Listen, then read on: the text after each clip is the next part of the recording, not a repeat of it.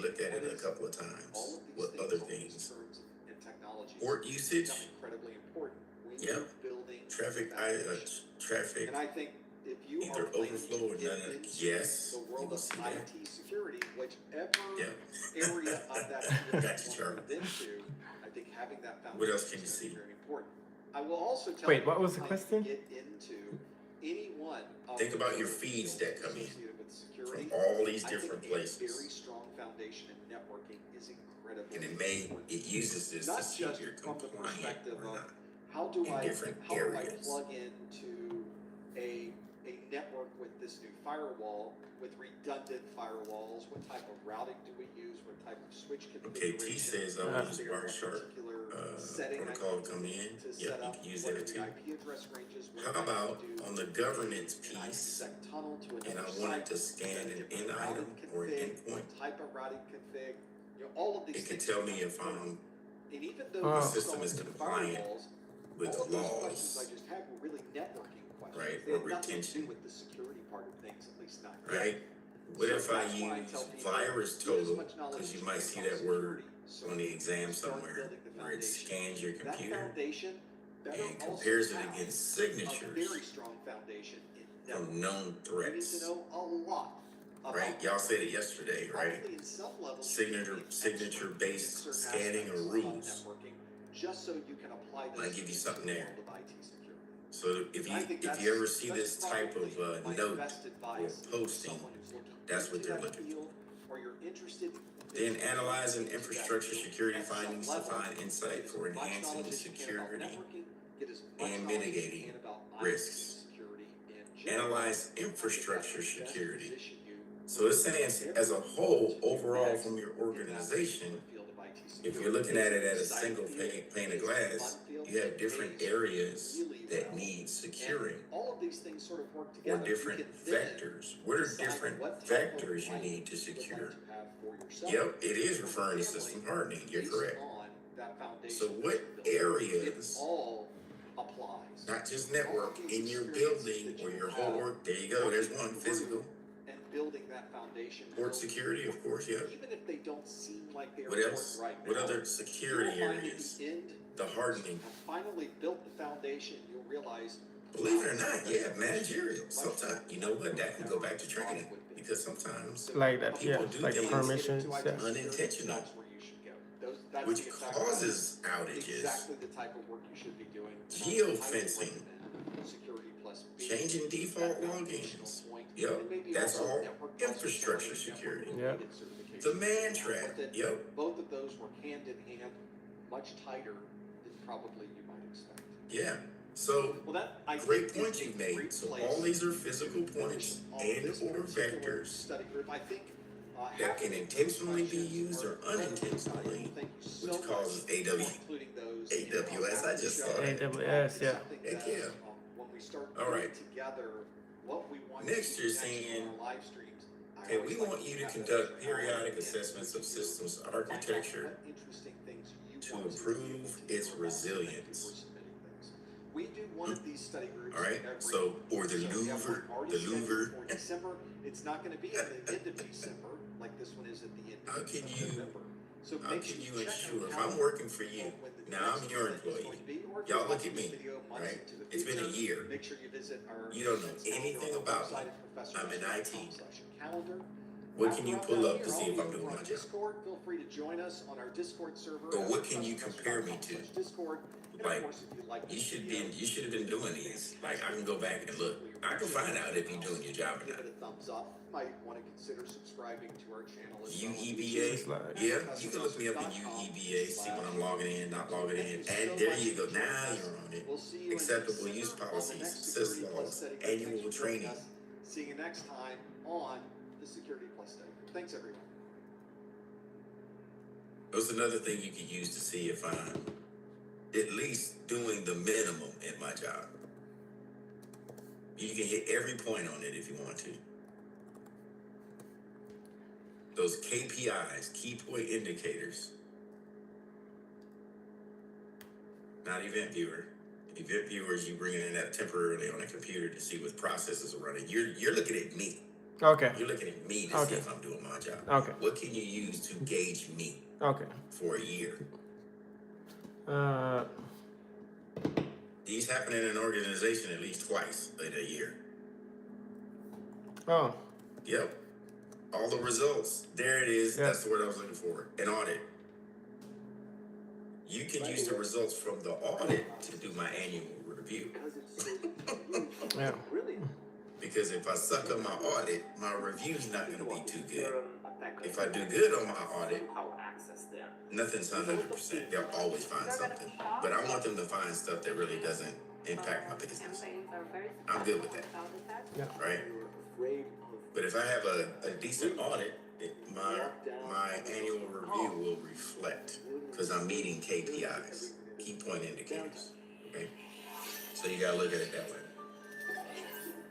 All right. Next, utilize logs and monitor those logs to identify and respond to real-time security incidents. I think you guys have already listed this several times. Now you're using Wireshark, Simple Network Management Protocol, SNMTP.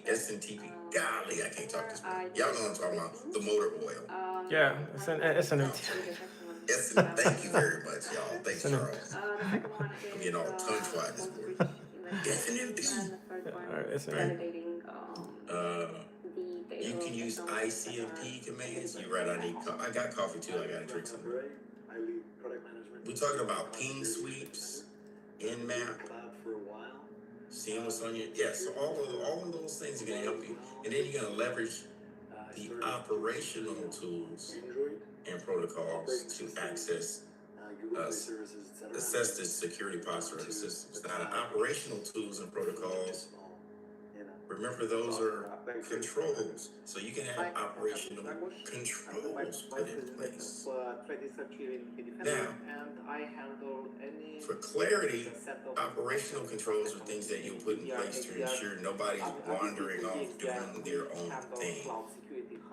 So if I'm newly hired and Kevin hires me and he wants to make sure I'm doing it, follow this SOP. That's an operational control. Yeah, it tells you step by step what you're supposed to do. Don't do anything different. If you have to at a certain step, come find me. Cloud security is widely talked about. Right. We know our Playbook. usual suspect conference. So until people get used to being there in the routine, you will follow that, and you need permission to divert. Perception and what's actually Right. changing, what's new. And I like to talk You about may that. have So a in our technical industry, control let's start with, that needs to be what's implemented. cloud security? What do we talk about? Now you're using things like Kevin says, can I get a robo-dog to track you and make sure you do? Yes, you can if you like. I don't have to feed it, so I'm good. It's a robo-dog. Yep. I just plug it up every now and then. Frankie gets a friend. Yes, he does. But then you can use the technical controls to fill in the gaps. What are some technical controls you can implement? You got the operational piece now, SOPs, manuals, all that stuff. What are some technical controls? But what it means is technology. This is the gap analysis. There you go. You're thinking right. Firewalls, group policy objects, whitelisting some sites. Yes, IDSs, IPSs. Yeah, blacklist. You got it. Yep. What are some managerial controls? We got all that working, but there's some processes that people just aren't following. So we had to put a managerial thing on. Training. Revisiting the SOP. You might have to update it. Is quite large, and it's a known deficiency and it's not being covered in the SOP. Largest kind of sets of threats that we're seeing. Only while rating them. Phishing campaigns only when it's rated. Okay. Phishing campaigns, that's a good one too. Okay. So, especially for people that just had training, like brand new, you follow it real quick, just as a refresher. Email campaigns, see if they click on it. All right. If ain't ringing, we ain't trying. So you guys have got it right there. So good job. So if you want to revisit these, that's why I just like walking through these. Sometimes you see them on job posting, not really clear what they're asking. And then there may be something else that an employer, anything that we've mentioned right now, still probably won't be enough.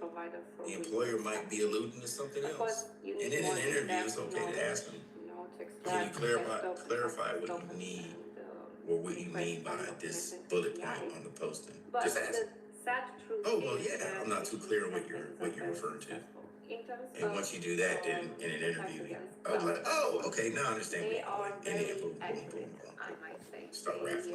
The threat actors managed It's to cool. copy, for example, Any Microsoft questions? login page, Any they just questions? changed the landing URL, Oui. and they received the credentials, the cookies, the access Alright. tokens, and so on. None at all. It's first thing in the morning. Oh, I forgot. It's the first hour. You guys still sleep. Okay. So what we're gonna do is, I'm gonna let you turn to. So they do Got have, Brian out. for example, Go ahead and get some work done at 9. We'll jump into the for example, day 5. Day 5 still had, they had 75 slides on day 5. implemented using automation Wow. accounts. Yeah. Or for Google Workspace. We're gonna chunk this away hour by hour, every other hour. Yeah. Micro learning. I'm not hitting a marathon, y'all. I'm dying over here. Well, you got take a break. Well, not literally a break. We're just gonna be learning stuff, like not on lecture, but learning. We I see. see We're here. that have You an can eat. impact stage, mainly on data Alright. destruction.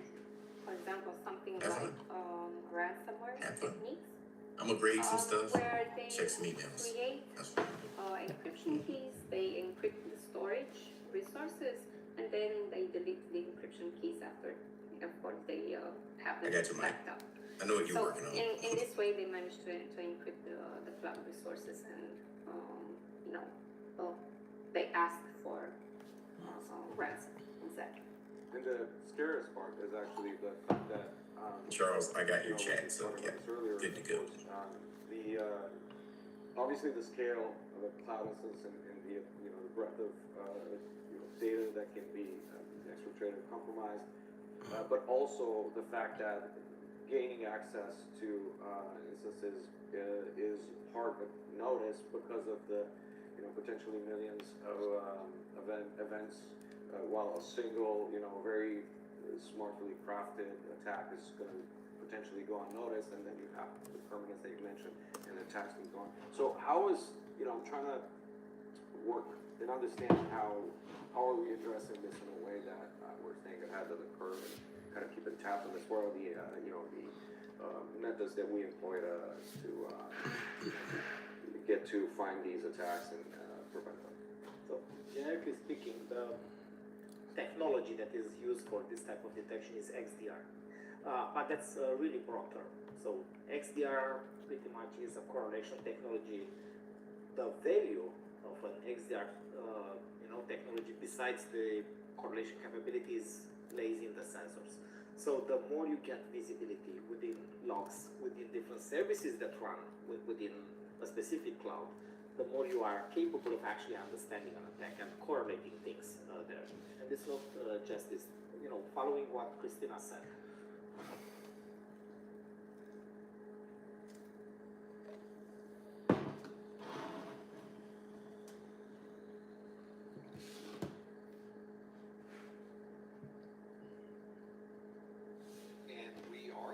With today's SY0701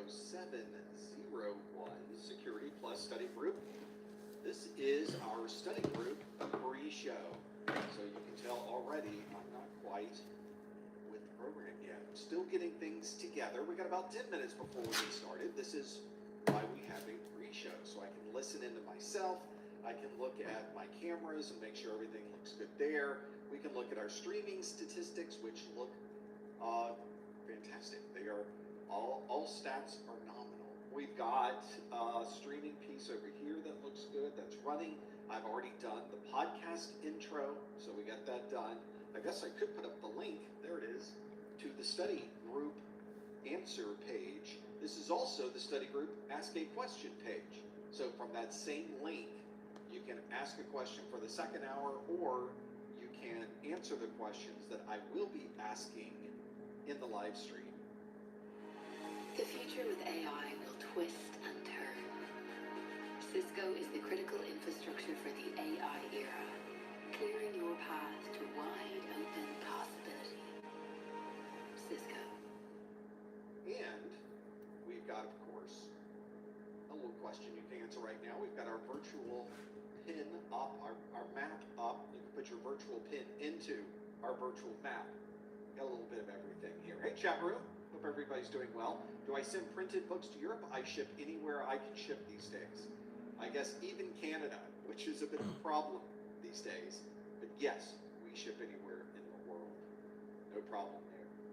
In the case of Europe, we end up, I think we print, for those particular folks, we print them in Europe and we just ship them locally. So it helps a little bit with the shipping price, but only a little bit. It's so difficult to ship internationally. Everybody wants a little bit of a cut when you start getting outside of your local country. And I guess there is a challenge there. They're obviously getting things from one country to another, have a whole series of challenges associated with it. So it makes sense that there would be additional costs associated with it. Sometimes the costs are super surprising. It was really, really something to have that. Oh boy, we've got a lot to go through. At least in here, as we're stepping through this, I think we do have free questions. Some folks in the chat room are going, "Can we get practice questions for free?" I wouldn't call them practice questions, but they are pretty good. See where you are type questions. We have a weekly pop quiz question that we do, and all those pop quiz questions are archived on our website. You can get one in your email. You can check Facebook. You can do all those things. And do all of that. Anonymous 305, which I'm assuming would be South Florida, saying, "Congrats on 1 million subs." How about that? Thank you so much for the congratulations. We hit 1 million subscribers on our YouTube channel yesterday. I was at dinner with my family, and we popped open the stats, and there it was. It was very exciting. It's so nice. It is we never really try to farm YouTube subscriptions. That's not the point of what we are doing with this. My perspective of this has always been, if you're going to make something that is valuable, if you're going to make something that people need, if you fill a particular perspective or goal for what people are trying to do, then all of those statistics sort of make their own way. That it's more of a description of how you have done rather than you pushing to get people to get to a certain number. Because 1 million subscribers on YouTube is just a ridiculous number. I can't even figure out how that exactly happened. But it's something that gives us motivation. Like, this is great. So what we're doing is working. Now we didn't have to get to the million mark to know that. We've been watching these numbers for years and years and years and years. It's an important piece of feedback that we use. But it is kind of nice to hit that big round number, and a lot of people look at that number as, oh, okay, so I guess it is all right to do that. It's good. That's good information. That it can't be horrible if there's 1 million people subscribed, kind of thing, which I think is an accurate description. It is not horrible. I'm glad I was able to put that into perspective for everybody. I should make that my tagline. The least horrible training materials you can find. I don't know if that's really the marketing we want to do with that. But we're very proud of that number. We're very happy about that number. It is very gratifying to see that number. We started this as a way to kind of fill the gaps that were on the internet. There just wasn't enough training. And I really think that we're probably in the same place. There are still big gaps of knowledge that still are not covered on the internet. So we still have more work to do, and we will continue to do that. It's really just another one of those things where we can celebrate for a day or two, and then we keep doing this. Well, case in point, we keep doing this. We keep doing live streams. So we've got about 4 minutes and 20 seconds or so, 15 or 20 seconds until we get started. I'm watching the timer. Let's do a quick check. You can kind of see our Cylons going at the bottom right. That's my voting system, my HyperDex. from Blackmagic Design. We are recording the audio and video of this live stream. There are actually two of them. You can't really see both of them. You really just see one of them spinning around. There's another one just above it. You can sort of see the image of the light going on. But that's good. Okay, everything looks good here. I think we're in pretty good shape. I got my graphics are right. There's all these little checklists that I have to go through in my head, so we'll figure that out. So thank you so much for the 1 million. Thank all of you for the 1 million subscribers. This is it's not something I did. It's something that you did, and it's very nice for you to give us that. Little Caesar's new bacon crust pizza is a no-brainer, because this is not a job for your brain. It's too confused. Do you start with the apple with smoked bacon and crispy? That type of feedback to say, that's good enough, we're going to subscribe to that channel, and we think others should too, so thank you. We're not done. We've got more to do. So it's going to be a great year. We're already planning, we have already planned 2025, so we'll get there. Did I get my YouTube gold play button? I have not even put in my, here's the thing about owning a business that you need to know about. You're expecting any moment for the entire thing to fall down and completely. So we saw the 1 million number, and I'm waiting for it to go back down to 900. So it took a number of hours. Okay, we really did make 1 million. Although occasionally YouTube will come through and pull thousands of subscribers off the channel because they do a cleaning up on their end. So it's very possible we can go back down to the 900s. But right now, we're just going to enjoy it and have fun with it, and we're all going to just enjoy it together. I think that's the fun part of it. So that's certainly the piece of this. Yeah, I guess we're coming up on the look back on 2024. Let's look back. But I don't do much of those things. Will I ever do a Linux Plus training series? I started a Linux Plus training series many years ago, quite a while, and it just did not take. The Linux user community, I don't think, knew what to make of it. It just wasn't a good fit into this. I think now we're at a better place where something like Linux Plus would be a little more, I don't know if the word is accepted or expected or whatever it happens to be. I think it would work better today than it did in the past. I just don't think anyone was ready for it at the time. But I don't know, Linux Plus is on my list. Microsoft stuff's on my list. Cisco stuff is on my list. Red Hat stuff is on my list. Almost any cloud-based thing is on my list.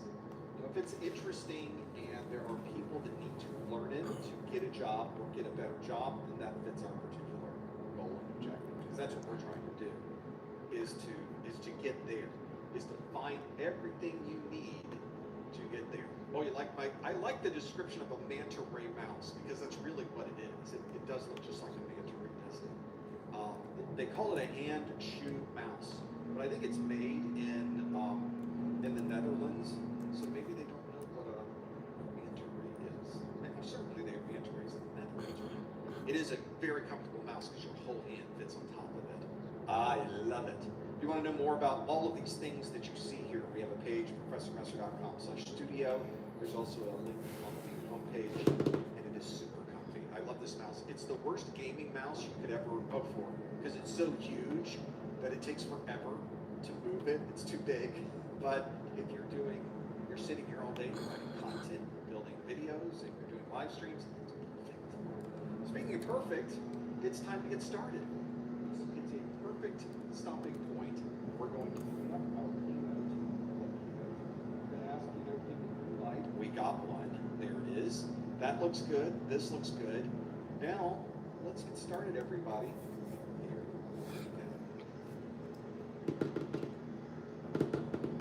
Hello, everyone. Welcome to the December 2024 Professor Messer SY0701 Security Plus Study Group. This is the study group where I put together questions that come directly from the CompTIA exam objectives, and then we get to see how well you do with answering those questions.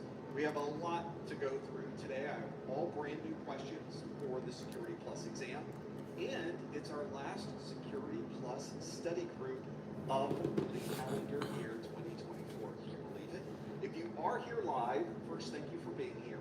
Thank you, chat room, for hanging out with us in the pre-show, and thank you for joining us in the live stream. I want to give you instructions on how you can join us and answer those questions live. All you need to do is pop open a new browser window and head over to this link right here. That link is professormesser.com/QA. That is the link that will get you to the questions and allow you to answer them online. And then we have a lot of fun finding out whether we know this content or whether we really don't, which usually is how I start things when I'm working through this.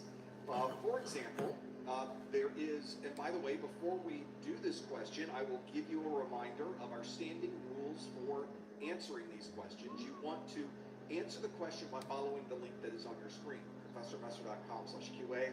Please no answers in the chat room. Please no hints in the chat room. And Morning.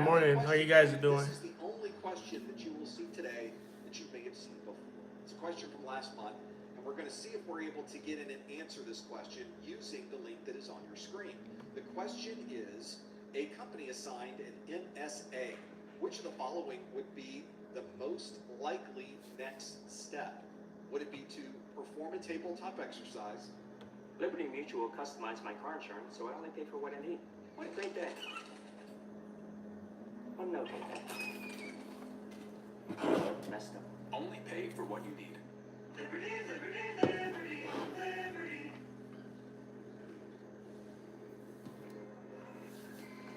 Before I could use my mind to move a submarine. Oxycap's located in the forward compartment. Commencing emergency blow. Before I knew I was different.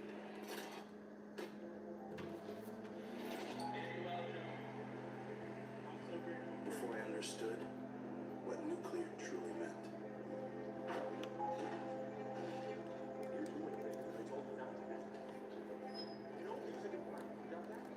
Before I knew that struggle makes you stronger.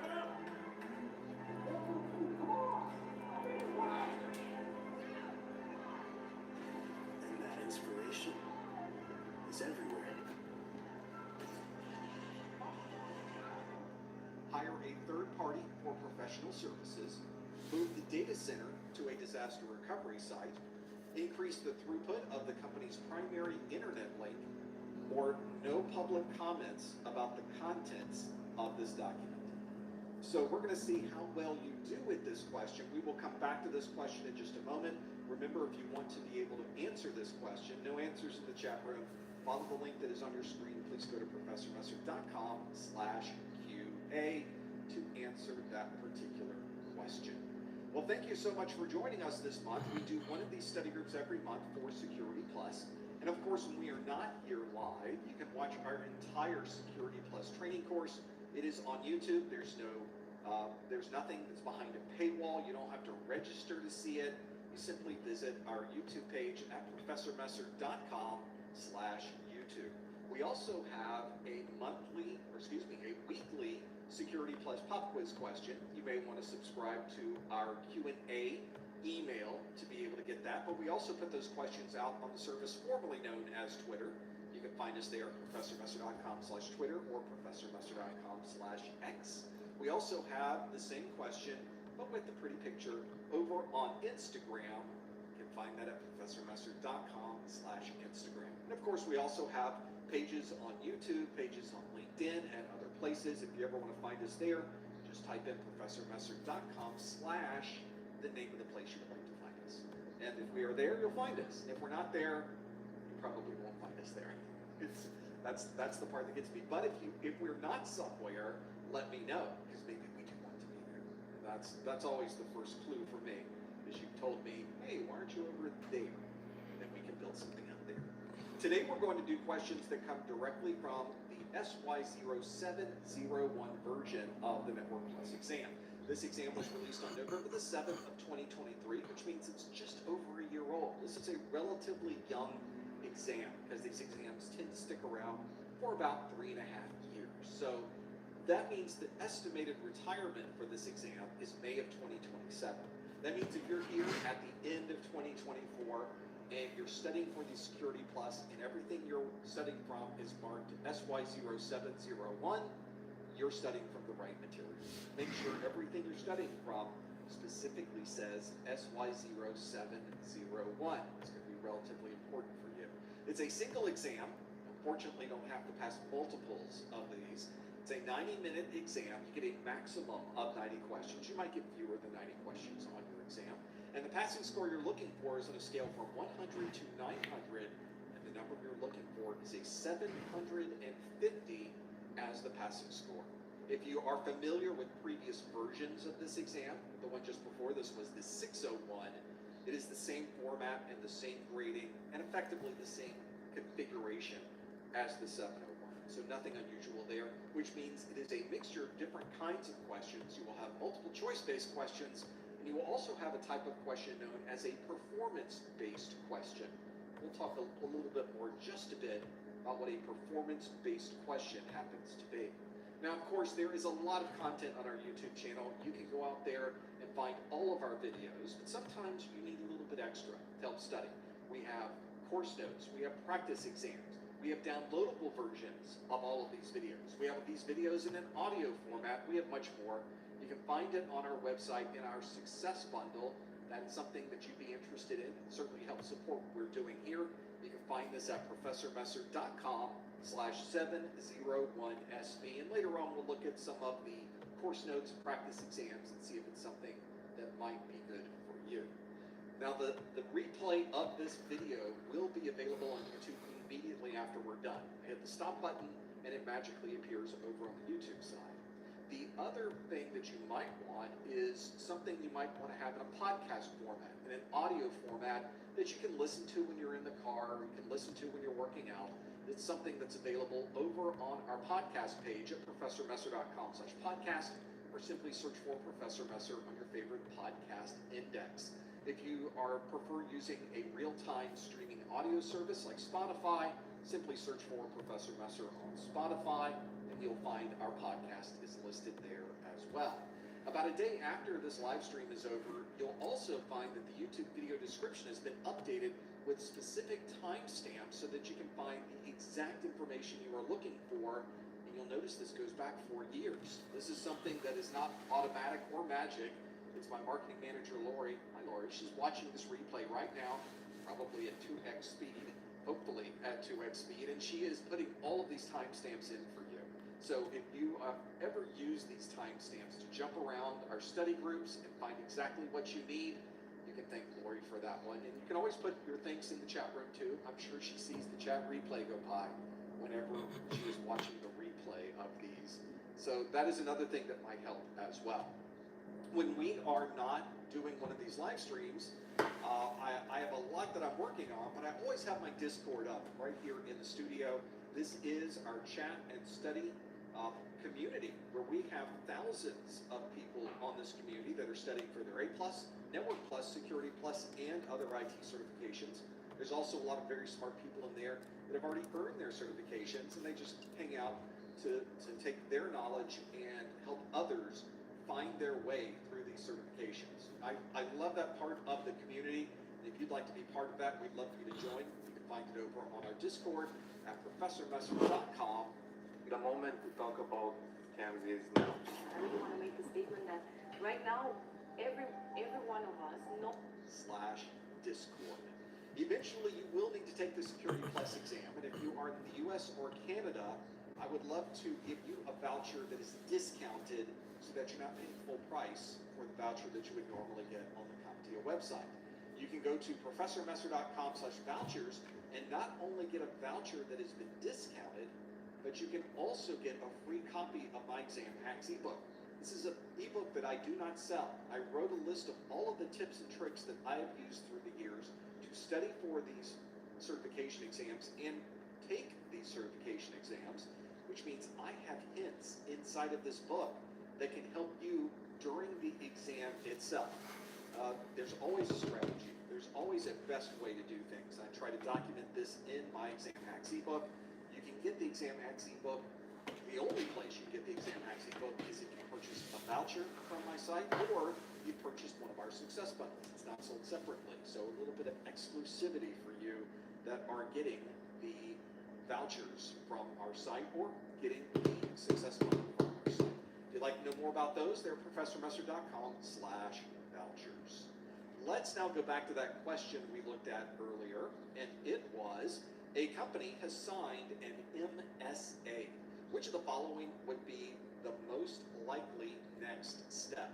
Would it be to perform a tabletop exercise, hire a third party for professional services, move the data center to a disaster recovery site, increase the throughput of the company's primary internet link, or no public comments about the contents of the document? We're going to stop our poll right there, and we did so much better this month than we did last month. We actually got a majority of you, 55% of you, say the answer is to hire a third party for professional services.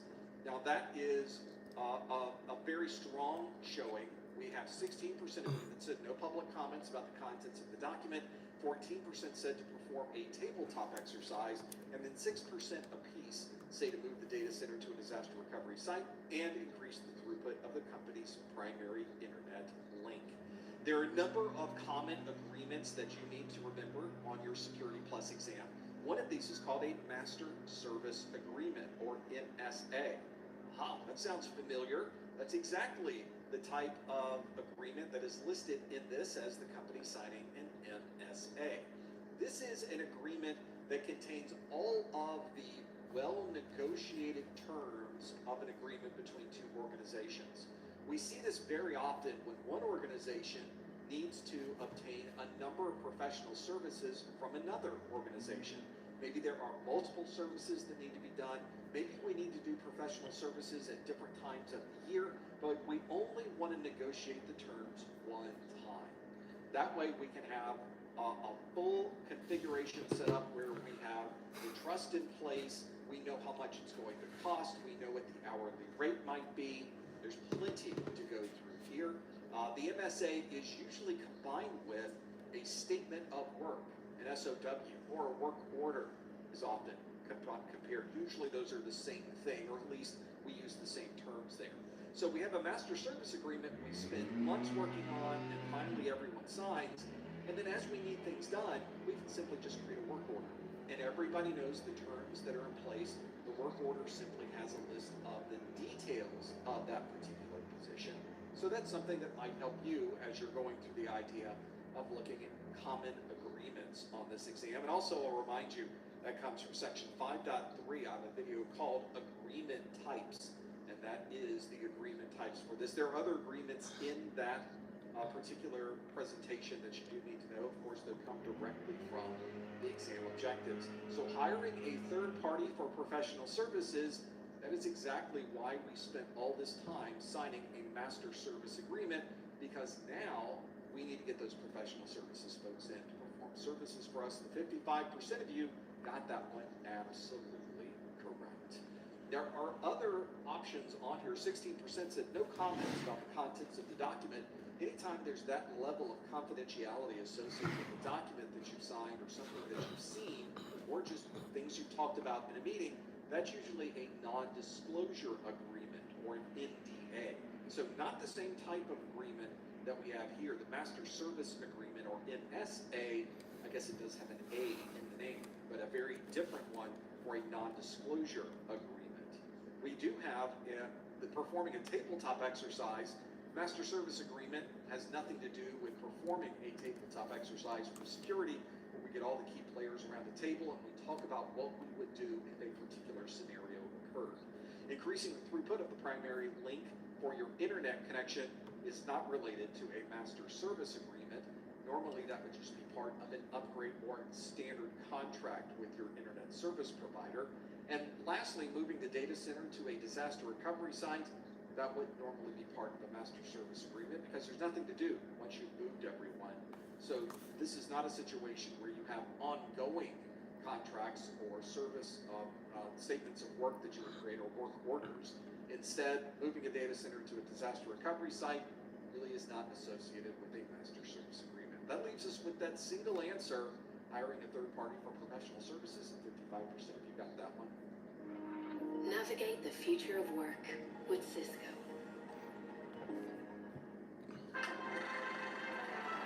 North wins, an upset for the ages.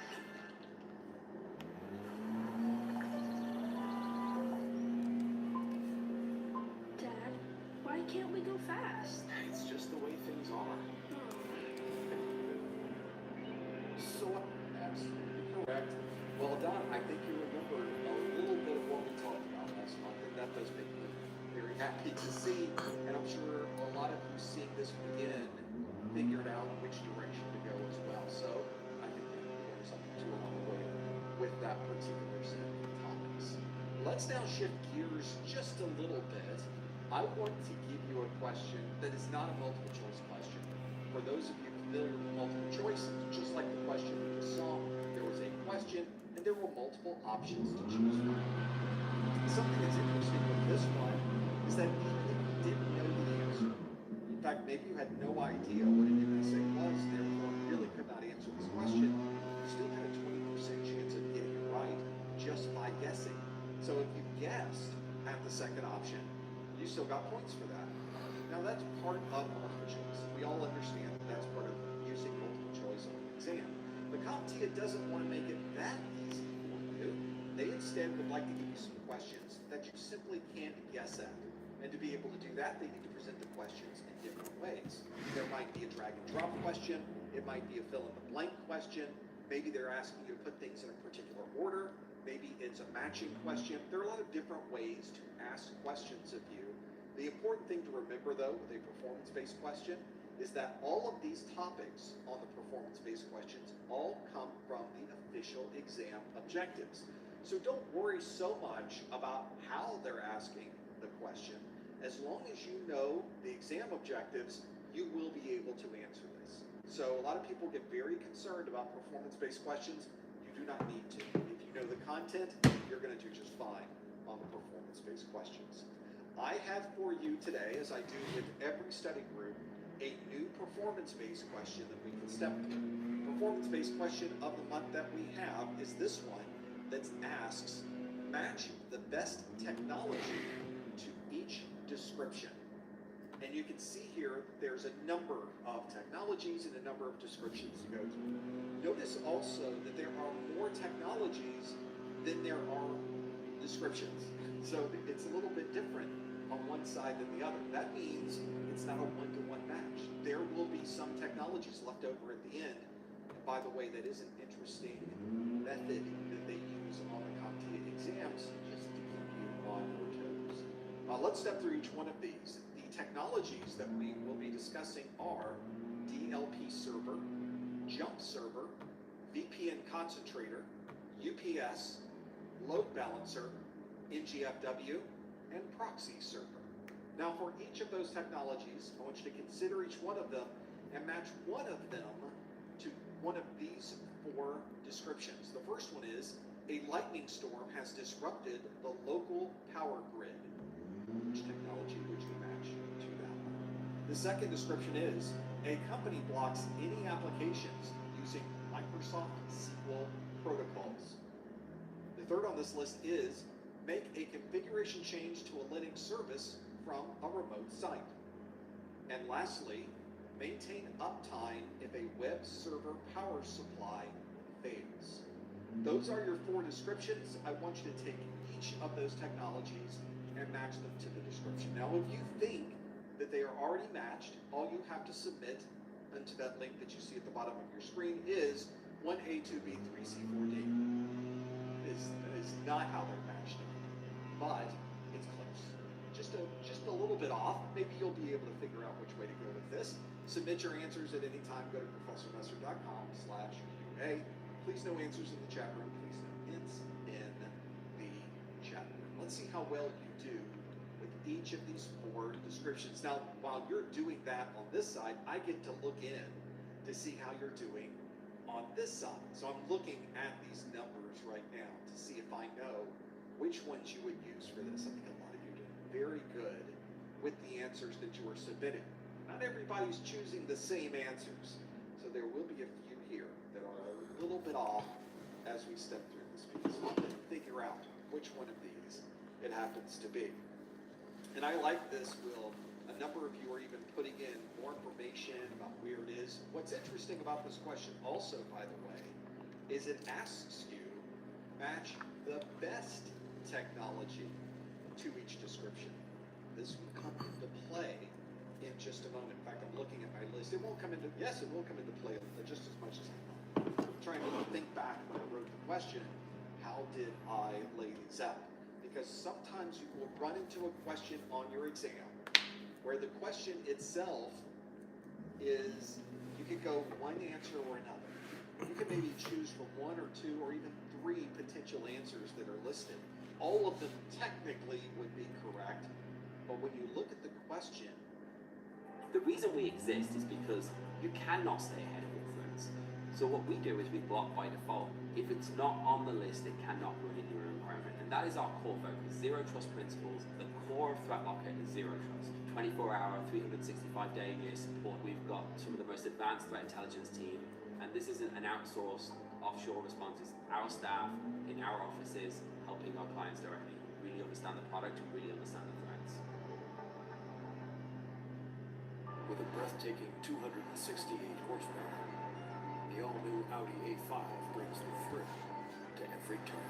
Visit your Audi dealer today and lease the all-new 2025 Audi A5 Premium for $549 a month.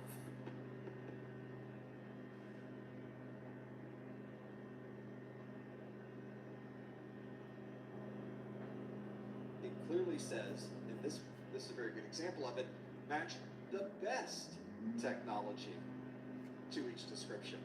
So you cannot use the same answer for two of these. It's a one-to-one relationship, and you need to be able to find which one would be the best one when you're looking at this.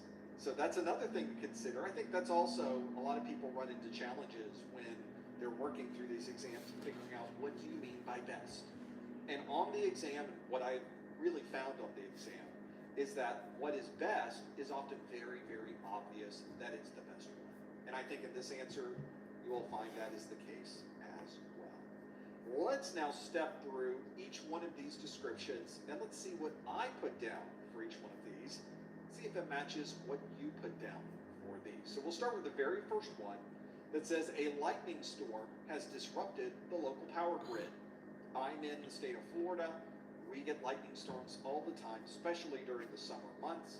And we are very, very sensitive to this because it's so easy to lose all of your power whenever there is a lightning storm.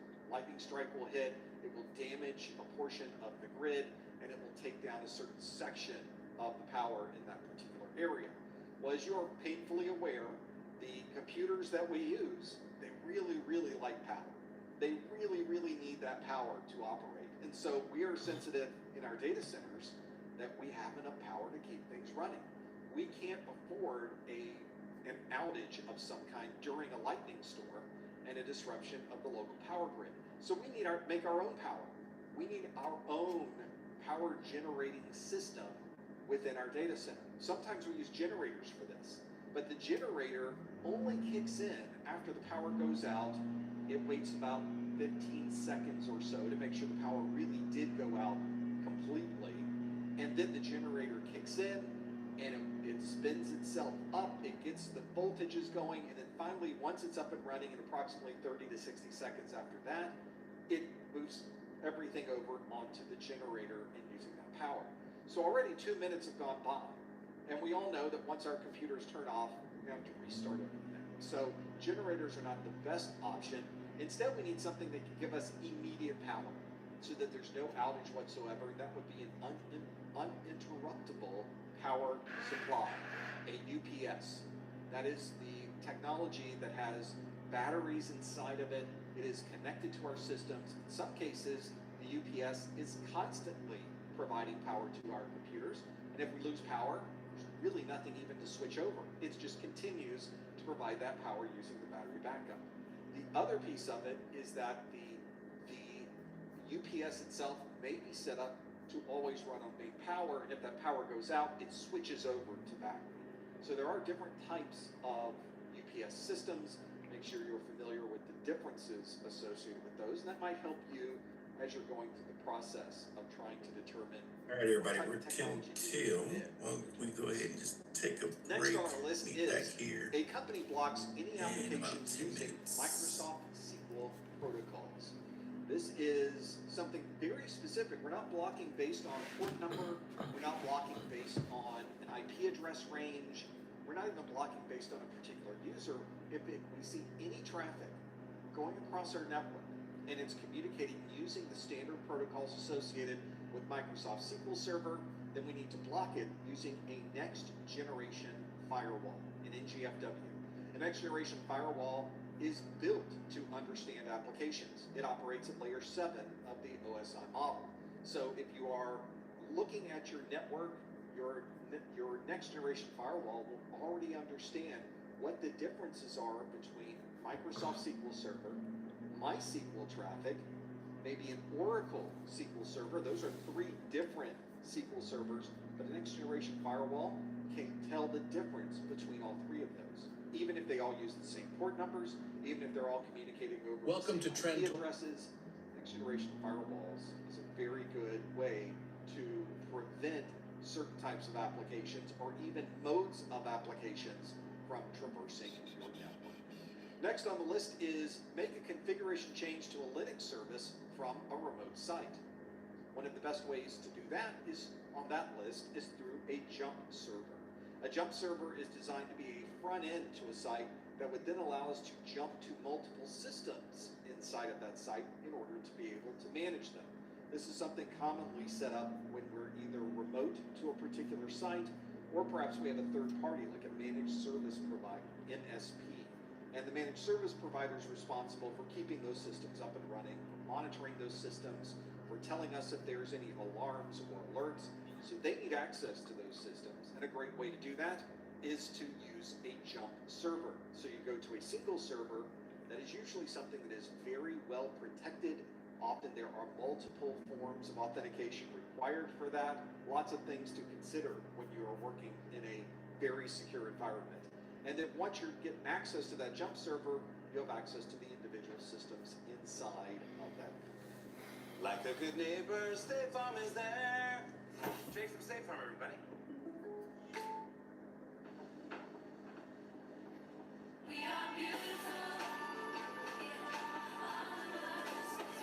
So very useful to have that there. Next on our list, and last on our list, is the technology that's looking to maintain uptime if a web server power supply fails. This is our second question dealing with power, but this power is a little bit different. This is power that is on our local system. It's on the back of a computer. If we have a problem with that power supply, and that's the only power supply in the system, then obviously that computer is going to be down, and that any service running on that computer, for example, a web server, is also going to be down. So that does create a little bit of a problem for working through the details of understanding how to prevent that from occurring. Well, we could then add a load balancer to the mix. In fact, if you visit the Professor Messer website, you've also passed through a load balancer because I have multiple web servers, and if I happen to turn one of those web servers off, I reboot the web server, I make an update to that machine and want to reboot it, everybody now moves to the only server that's available. And if I want to build up multiple servers at the same time, I can have even more redundancy available, and certainly a load balancer is a good choice for that. Now, some folks were looking at the first question, which was a lightning storm disrupting the local power grid, and a second one, maintaining uptime if a web server power supply fails. If you lose the power grid, you've also lost the load balancer. So that's why load balancer would not fit into the first description. And secondly, the UPS would not fit into the last description, because if you lose the power supply inside of an individual device, you can't plug in a UPS, you can't plug in a secondary power source, you've lost your power supply. There's no way to get power into that particular system. So a very good example of how you would use different components depending on what you were trying to do in the meantime. Now that means, of course, we did not choose DLP server, VPN concentrator, or proxy server for these. DLP server, we really did not have a choice here. That is a data loss prevention server. There's also software that you can run that provides data loss prevention. This is software or hardware that's designed to look for particular types of sensitive data. Maybe it's PII, maybe it's social security numbers, maybe it's credit card numbers, and it's looking for that to traverse the network. And if it sees that on the network, it will block it before that information moves across. You also have a scenario with VPN concentrators. VPN concentrator is used to be the endpoint of where everyone connects to when they're coming into your organization over a VPN client. VPN concentrator is widely used very often these days. The VPN concentrator is also built into your next generation firewall. And there's a lot of functionality within a next gen firewall. That is a very good example of how some organizations are combining both the firewall, the IPS, the VPN concentrator, and more inside of a single security appliance. And then lastly, we have a proxy server. Proxy server is really the only one that I could have potentially seen somebody switch out for option B. Proxy servers, and at least some proxy servers, do tend to have some level of application visibility, but it's usually not very good. And in this case, a much better just technology to use for that particular description by far is a next generation firewall. They are much more effective. They have many more functions associated with them. They can look for many more applications than a proxy server can, and they don't have the same limitations, efficiency problems, and scalability issues that a proxy server might have either. These days, we're throwing out our proxy servers. We're replacing them with next-gen firewalls, a much more secure and faster form of security. So hopefully that gives you a perspective of what you would find. The answers again for a lightning storm disrupting the local power grid is a UPS. A company blocking applications using the Microsoft SQL protocols would be a next generation firewall. Making a configuration change to a Linux service from a remote site would be a jump server, and maintaining uptime if a web server power supply fails would be a load balancer. Now, some of you are asking in this particular chat, if you got some of these correct, would you get partial credit? Well, CompTIA does have a frequently asked questions file on their website where they document the answer to this. And they say that performance-based questions could have some type of extra partial credit added to it. Not extra, but partial credit added to it. So there's your scenario, is that whenever you're working through and trying to determine, did I get partial credit? CompTIA says you might, but we're not going to tell you if you do. So I'm not sure the answer really helps very much. All we can do is really hope, and I think in this particular example, we would hope you would get partial credit, but it's not guaranteed. It may be an all or nothing. And ultimately, you're never going to know that answer anyway, because CompTIA does not share their grading for each individual exam. In fact, they don't tell you much about grading overall. We know very little about the grading process for these exams. So although we can speculate about what the answer might be or what they might do from a grading perspective, ultimately we don't know the answer, and we will never know the answer. It's a mystery of the universe that we will never ever figure out. But that's okay. As long as you know the content, we will get other questions right, and that won't even matter in the big picture. We're going to pass our exam anyway. That is your performance-based question of the month. Let's do some multiple choice-based questions and keep things going. This next question asks, a company stores all of the cryptographic keys for their data center in a centralized and hardened system. Which of the following would best describe this system? Would it be TPM? AI-ready data centers. We can show you the way.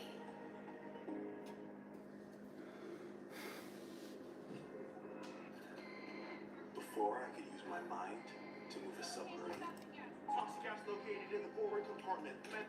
Proxy, IPS, HSM, or secure enclave. A company stores all of the cryptographic keys for their data center in a centralized and hardened system. Which of the following would best describe this system? Is it TPM, proxy, IPS, HSM, or secure enclave? If you think you know the answer, please go to the link on your screen. Go to professormesser.com/QA. Lock in your answer. Please no answers in the chat room. Please no hints in the chat room. We'll see how well we know this one and working through the details. That last question, when I put together the question with power, I did want to have at least some of the questions have similar technologies associated with them so that we ourselves can understand in what case would you use an IPS or a UPS versus some other type of technology. So we really do focus on drilling down into the details and really differentiating between those different technologies, because you will run into those technologies when you start working with these data centers and other services that you will be using. You're building things out in the cloud. You may want to have some load balancers. People might ask, why do I need a load balancer? Well, now you know at least one reason why a load balancer might be useful, even when you have a backup power system for the entire data center. So that can give you an idea of what those options are. A lot of people locking in their answers here. I wonder if that's because we really, really know it or we really, really don't. We'll find out in a moment. Let's see how you did. The question asks, a company stores all of the cryptographic keys for their data center in a centralized and hardened system. Which of the following would best describe this system? Would it be a TPM, proxy, IPS, HSM, or secure enclave? Let's see what you answered. We'll stop the poll. And you can see that 51% of you say the answer is HSM. We have 37% of you that say secure enclave, 8% say TPM, and then less than a percent for IPS and for proxy. You can see the majority of you, the 52% or so of you, chose HSM as the option that you would use to store your cryptographic keys in a centralized and hardened system. And indeed, if you're in a data center, you will probably see an HSM sitting there in the rack. It probably won't even look like an HSM. You won't even know that that particular device happens to be one of those. But that is exactly what one would look like. We can see it here. It's just a server that's sitting in the rack.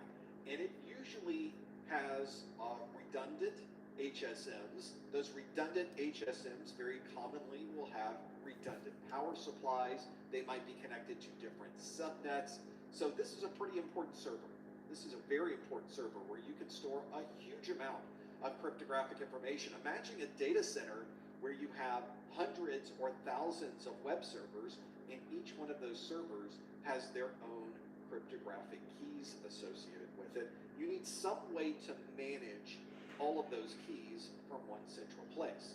Some place where you can store them and not have to worry that somebody might gain access to that very, very important and sensitive security information. Those keys are critical. We have to protect those.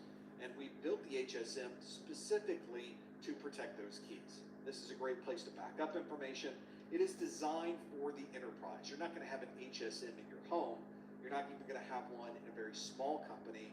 Very commonly have a hardware security module. It's something that is a large organization where you are storing many, many, many keys onto that system and securing them in a very protected way. All right, everybody, welcome back. Well, that is the right answer. That HSM is exactly what we were looking for. And if you answered the and look who showed up to the party, y'all. Absolutely correct. 37% of you said a secure enclave. If you have Good morning, a modern sir. laptop, you have a mobile device you carry around. We also are concerned about people. He's got a smile on his face. Privacy and keys and encryption information that is on these devices as well. But obviously, we don't carry around a big server. We can't carry around this server with us. That doesn't make any sense. So we need some way to be able to protect data that's even on here. So think about being able to. Thanks for trying, Brian. And shrink it down to the size of an individual chip. That's a security enclave. That's one of the things that we have on our modern devices, so that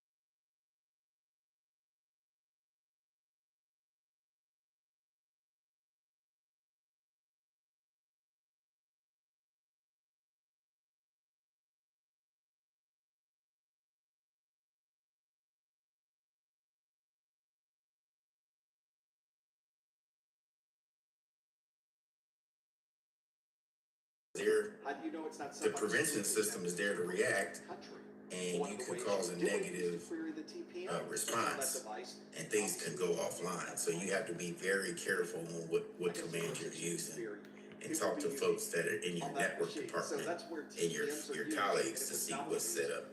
Okay. And then with these scans, you can do device fingerprinting. Device fingerprinting. You're trying to figure out what's on that device. What Windows operating system? Are they using Linux? What version of that software is on there? Right? You can also see what ports are open, what applications are running on those ports, MAC addresses. So with network scanning, you can understand that's why you have to be careful, because you can identify a lot of valuable targets on the network. And they think you're just doing it just to figure out where everything is. But the security portion is somebody's probing the system, find out who they are, shut them down. Okay. With some special considerations, we're going to talk about the scheduling, operation, segmentation. We're already good about that. Some regulatory requirements. With scanning, there's internal versus external, agent versus agent lists. You've seen this on the Sec Plus exam where it's talking about credentialed versus non-credentialed. And one of these are going to give you more verbose information as opposed to the next one. And then we just talked about passive and active scanning. Now with asset discovery, we see here, with asset discovery, you're looking to find out what assets you may have on the network and what is its significance. What is it contributing to your network? The cool thing about this is, if you do this on a regular basis, you can probably find things on the network such as or unskilled. All these terms, of course, come directly from your exam objectives. DHCP road. Can anybody tell me what that is? Or road DHCP? Yeah, I heard that. We hadn't seen that term since probably NetPlus. Yeah. All originating from another country. Which of the following would best describe the source? First of all, is a road DHCP good or bad? Shadow IT, nation state, false positive, or unskilled? You think you know the answer? It's bad. You're correct. Yeah. It's going to give out, like Mr. T was alluding to, it's a fake DHCP, one that's not approved for the network. It's like joining a pineapple at Starbucks.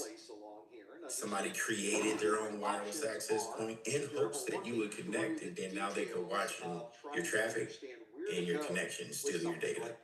Okay, so it's bad.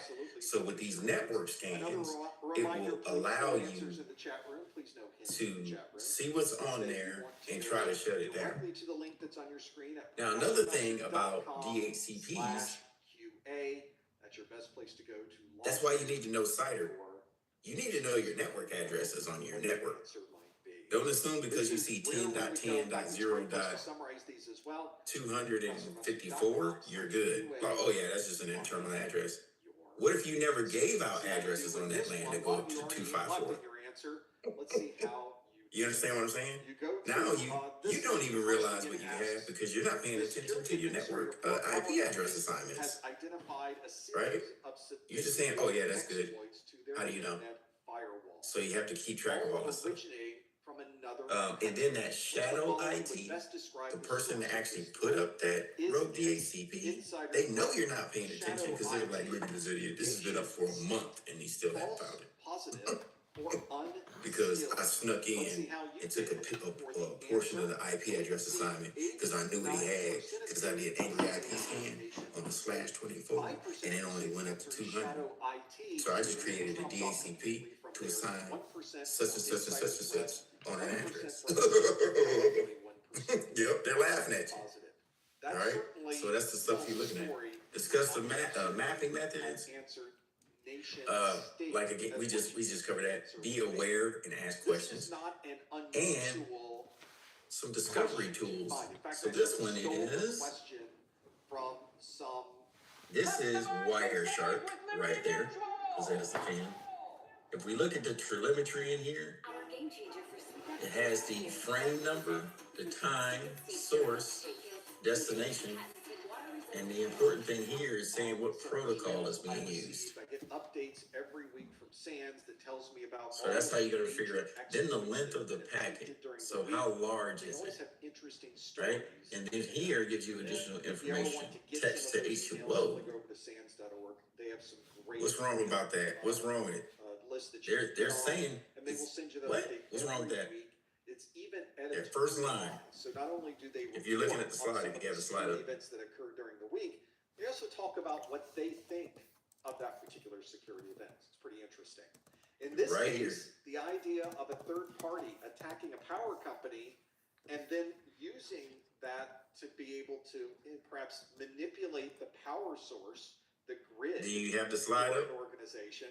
Uh, That is indeed a nation Are you state. following along with your Certainly slide see there? that very Or no? often. no. This is an ongoing type of scenario. You're This correct. is- It's this not is the secure. war Yep. That's really going on out there. Is that It's third not parties are trying to HTTPS. gain You're correct. access It's to saying right systems there, and technologies in text another to country in HTML order to gain access to their for resources, HTTP be able to 44. disrupt things inside of that country. No, be able excuse to me, plant 80. Information, I was gonna say steal 443. information from that On country. port 80. It's something that happens all the So time. just This by is doing something that random certainly scans of your network, large organizations you'll be and able to small see if there's something organizations. weird And it's going very on. common to see things like this happen. A good example. Chris Greer, who was the Wireshark guru, is what we got with the right, Stuxnet explains network. this as well US when he's really going through his got together classes. and destroyed Special considerations that you'll see. centrifuges with malware. Again, these are some key And points that you remarkable want story in to itself. If you're touch on interested in learning before you more start doing about how anything. Discuss what you want to do and what type of scans you would want to do. Make sure they're approved for the network. What is your scheme of addresses that you want to look at? Or you can just do a random angry IP scan on different slashes without trying to do, let's say, a specific. The answer that we were looking for. 90% of you knew that was the Can I say reserved addresses that you know about? Just hit up on your bit selections, /25, see what comes up, /26. If you do IP config /all, and it comes up ET80, which would be your initial connection coming out of your NIC card. Look at me talking to y'all like y'all know what I'm talking about. Who knows what I'm talking about when I'm talking like that? Y'all following along? There you go. See, y'all can talk the talk and walk the walk down. So if I'm bringing up my NIC card, that's ET80. I want to see what's coming out of that interface, so I'll hit up Wireshark. On the access point, those types of things happen. And I can use IP config //all, see what all my interface IPs are, find a range. If I know my range from the DHCP is hit me up on 10s, right? You're partial geeks now. I could just hit up Angry IP. I know it starts with 10s, 10.0.0.0. Let me hit that up on my /25. Let's see what comes up. How many devices can I look up? Total addresses on the /25. /25. That was what 256. Total available addresses. What's that? 25 was 256. 128. Yep, totally available. I would say I have been unskilled Right. from my attack perspective for many times. If you subtract 2, you have to subtract the net ID and a broadcast ID. That will leave you with 126. Kevin, you're still correct. Because after that, those are the devices that are available to grab an address. Yeah. Total addresses available will be 128. 128. Yep, so you're right. Both of y'all are right. All right. In this case, somebody attacking a power company. Then we have to look at, you have to explain the performance impacts of the scanning. That's what I was talking about. Please be careful. We received saying we're being attacked, but we're not Okay. really being attacked. Because you can have some adverse reactions that happen on the network, and you'll be like, what did I do? And they'll check the logs to see who did what. It's going to lead back to you anyway, and that's when you raise your hand and say, yeah, that was me. Not the case in this particular example. Nothing about this. Don't let people look for you. Don't act like they don't know. They'll find it. You're being trained to find it. Somebody's going to be like, oh yeah, that was a lame. Wonder why he didn't say anything. Then your integrity's off. 90% of you got that one absolutely. Can't afford to lose your integrity in IT. As you've probably already seen now. It's better just be like, yeah, that was me, dumb move. I didn't even ask. So this is what I was trying to do. All right. Because believe it or not, people will move past that and forget that, as opposed to not saying anything, and they looking at you sideways like, let's see how far this goes. As part of the Security Plus Yep. exam. If you look All at my right. training course, Next. it's a big training course. What 121 videos. What's the role of the sensitivity level scans? Of video content as How, part of the why Security are Plus you course. using And it? although I would recommend you watch Some every networks don't single need that much videos, verbose they'll make information. very You can happy. just rely on I what you realize have. that not everybody has the time to go through. Then it. segmentation. From the scans, you can decide if you have identified assets that should be moved to a segmented local area network. Everything that all of the It's like, wow, what is this? 10.22.201? all of the important graphics. Oh, that were in man. the course were in a single Let's do document. a net stat on that. Or let's do an nmap on that. That's what we've Oh my created God. with our It's course telling me notes. version So if you're information, looking to Apache, find that's a server. interesting When you see an OS that says Apache, that's a server. courses, Server. Nope, shouldn't have that on a regular man. I don't know how we slip. Oh, can somebody move that real quick, right? it's in the Boom. course notes. Yeah. This is where And you then go in to touch get on a regular. You gotta look at digital regulatory version of the requirements course for notes. your We also have a scanning too. physical version of the course notes. Here That's it why is. pen It's testing exactly is the so, same as the I would digital say, content. dangerous. It's You have a lot of folks out here it's doing perfect try hack now, me, as they say, hack the which is box. one of the things associated with They got all these tools out and this is here. one that gives you a and quality. You'll have somebody, not saying this happened to me, you might have a student sitting in the back of the classroom while you're teaching, and they go, oh crap, and you look at them and say, what are you doing? And you're in CYSA, and they begin to flood your ears with things you particularly probably don't want to hear, and I'm like, you can't do that here. You need permission You also get the to digital do that to a website, and if it leads back to you, they've just logged everything about you, just get the digital. and you will have a phone call or a knock on your door if they seem that deem that what you did was It's also dangerous. a great way to support Oh, you need permission? your site going. And then the whole class turns to the person and says, he said that 10 times. If you'd like to learn more You about need permission to do a vulnerability test, and that is as little as doing nmap on a server that does not belong to you. Like Google. A security administrator would like to segment two application Yep. services. But into that's a part separate of broadcast MITRE's, domains. essentially. Which of the following would It's best all info, but Yeah. provide if you do anything to a computer that's not yours, VLANs, you could be held accountable, even if it didn't do any damage. containerization, Yeah.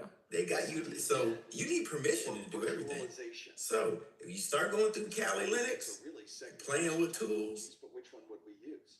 The question when you again bring it asks, up like burp a sweep and security stuff, they administrator would like give to segment you two application an IP services to into test stuff separate on, and they broadcast give you a domains. Which of the domain following to would test best it with. describe this functionality? That's the cool thing about Kali Linux commands, Containerization. right? If you start netcode, they'll be like, oh, here's the netcode command. You do /help, it brings up all the commands. At the top it says, you can use this server, or you can use this website. We've set this up for people to test against. And it gives you the example commands at the bottom. Use that, right? Unless you set up your own domain, Yeah. you've paid for your own domain, you've set up stuff on your own domain, you own it, you can do whatever you want to. What could it Let possibly me give you an example. I can go to GoDaddy.com and get a free domain and call it, I want to test my network .net. Answer locked in at the link on your screen. Set up the whole DNS, the zone, security, all that. It belongs to me. I'm paying for it. I could try to attach stuff to it and do it, whatever. Which one? I own it. I can do network As scans always, too. Yeah. Because I bought it, right? But you can't do that necessarily with Google or KentuckyFriedChicken.com and all this other stuff. You can't do that. Right? Just want to clarify that because, yeah. So the internal versus external scans, the internal, of course, you're on the inside and you're peeking out.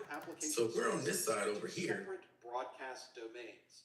Which of the following would best provide this functionality? Would that be VLANs, gotcha. 802.1q? If you're on the inside, if you're over here, SDN, say or for instance, virtualization. how can Let's I stop get the stuff poll and let's see out? how you did. Over here, you're You can looking, see how can I VLANs got exfil 59, information? We'll say 60% How can I push stuff out without people noticing?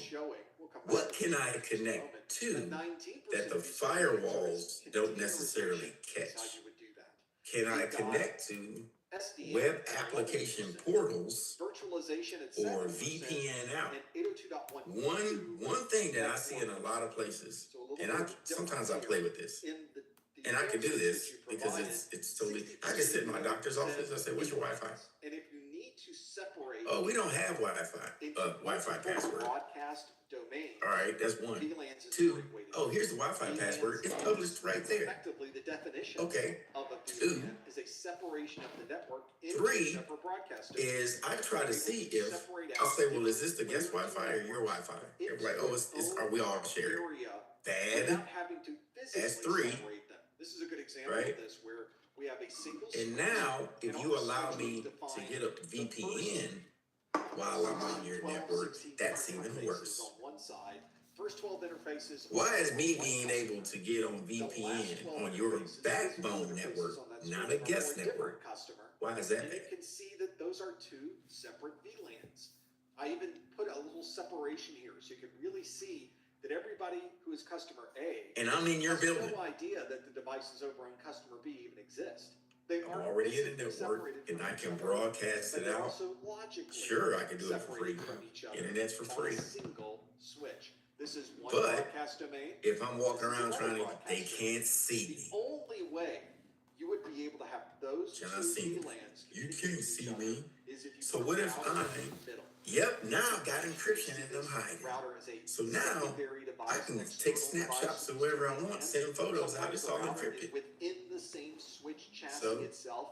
Yeah, like simple stuff like that. Most people may be like, so what's the big deal on that? Okay, what if it's medical records sitting out? What if I'm a private investigator following Martin and he goes into the medical thing, but I need something to show that he was there that day. The attorney has no proof of what's going on. So that is what the answer is. VLANs is the best way to separate into two separate simple things like that. Broadcast. Then here for the external now outside, you want to see if you can get in. However, kind of both of these work hand in hand if you ask the right question at the right time. That answer, and that is the right answer. But exactly what we were for pen testers, this is what we're doing. For those of you wondering, we're looking at your threshold. How good are you? How well are you protected? You'll never have a perfect system. That's a great deal. Wonder where we'll be in 5 years. Yep. They have all the Wi-Fi's posted at the USO. Yep. But what if the price of your internet stayed the I same? repeat, you'll never have a perfect lockdown system. The key is you want me to run around in circles through so many hurdles where I give up, where I don't want to look for it anymore. That's the key. Right? Snapshot ProView. Get a personalized rate for your business. So with internal scans, this is what we're looking at. Just abbreviate that as .1Q. You're going to use, of course, it's on the inside. You're looking at the remediation.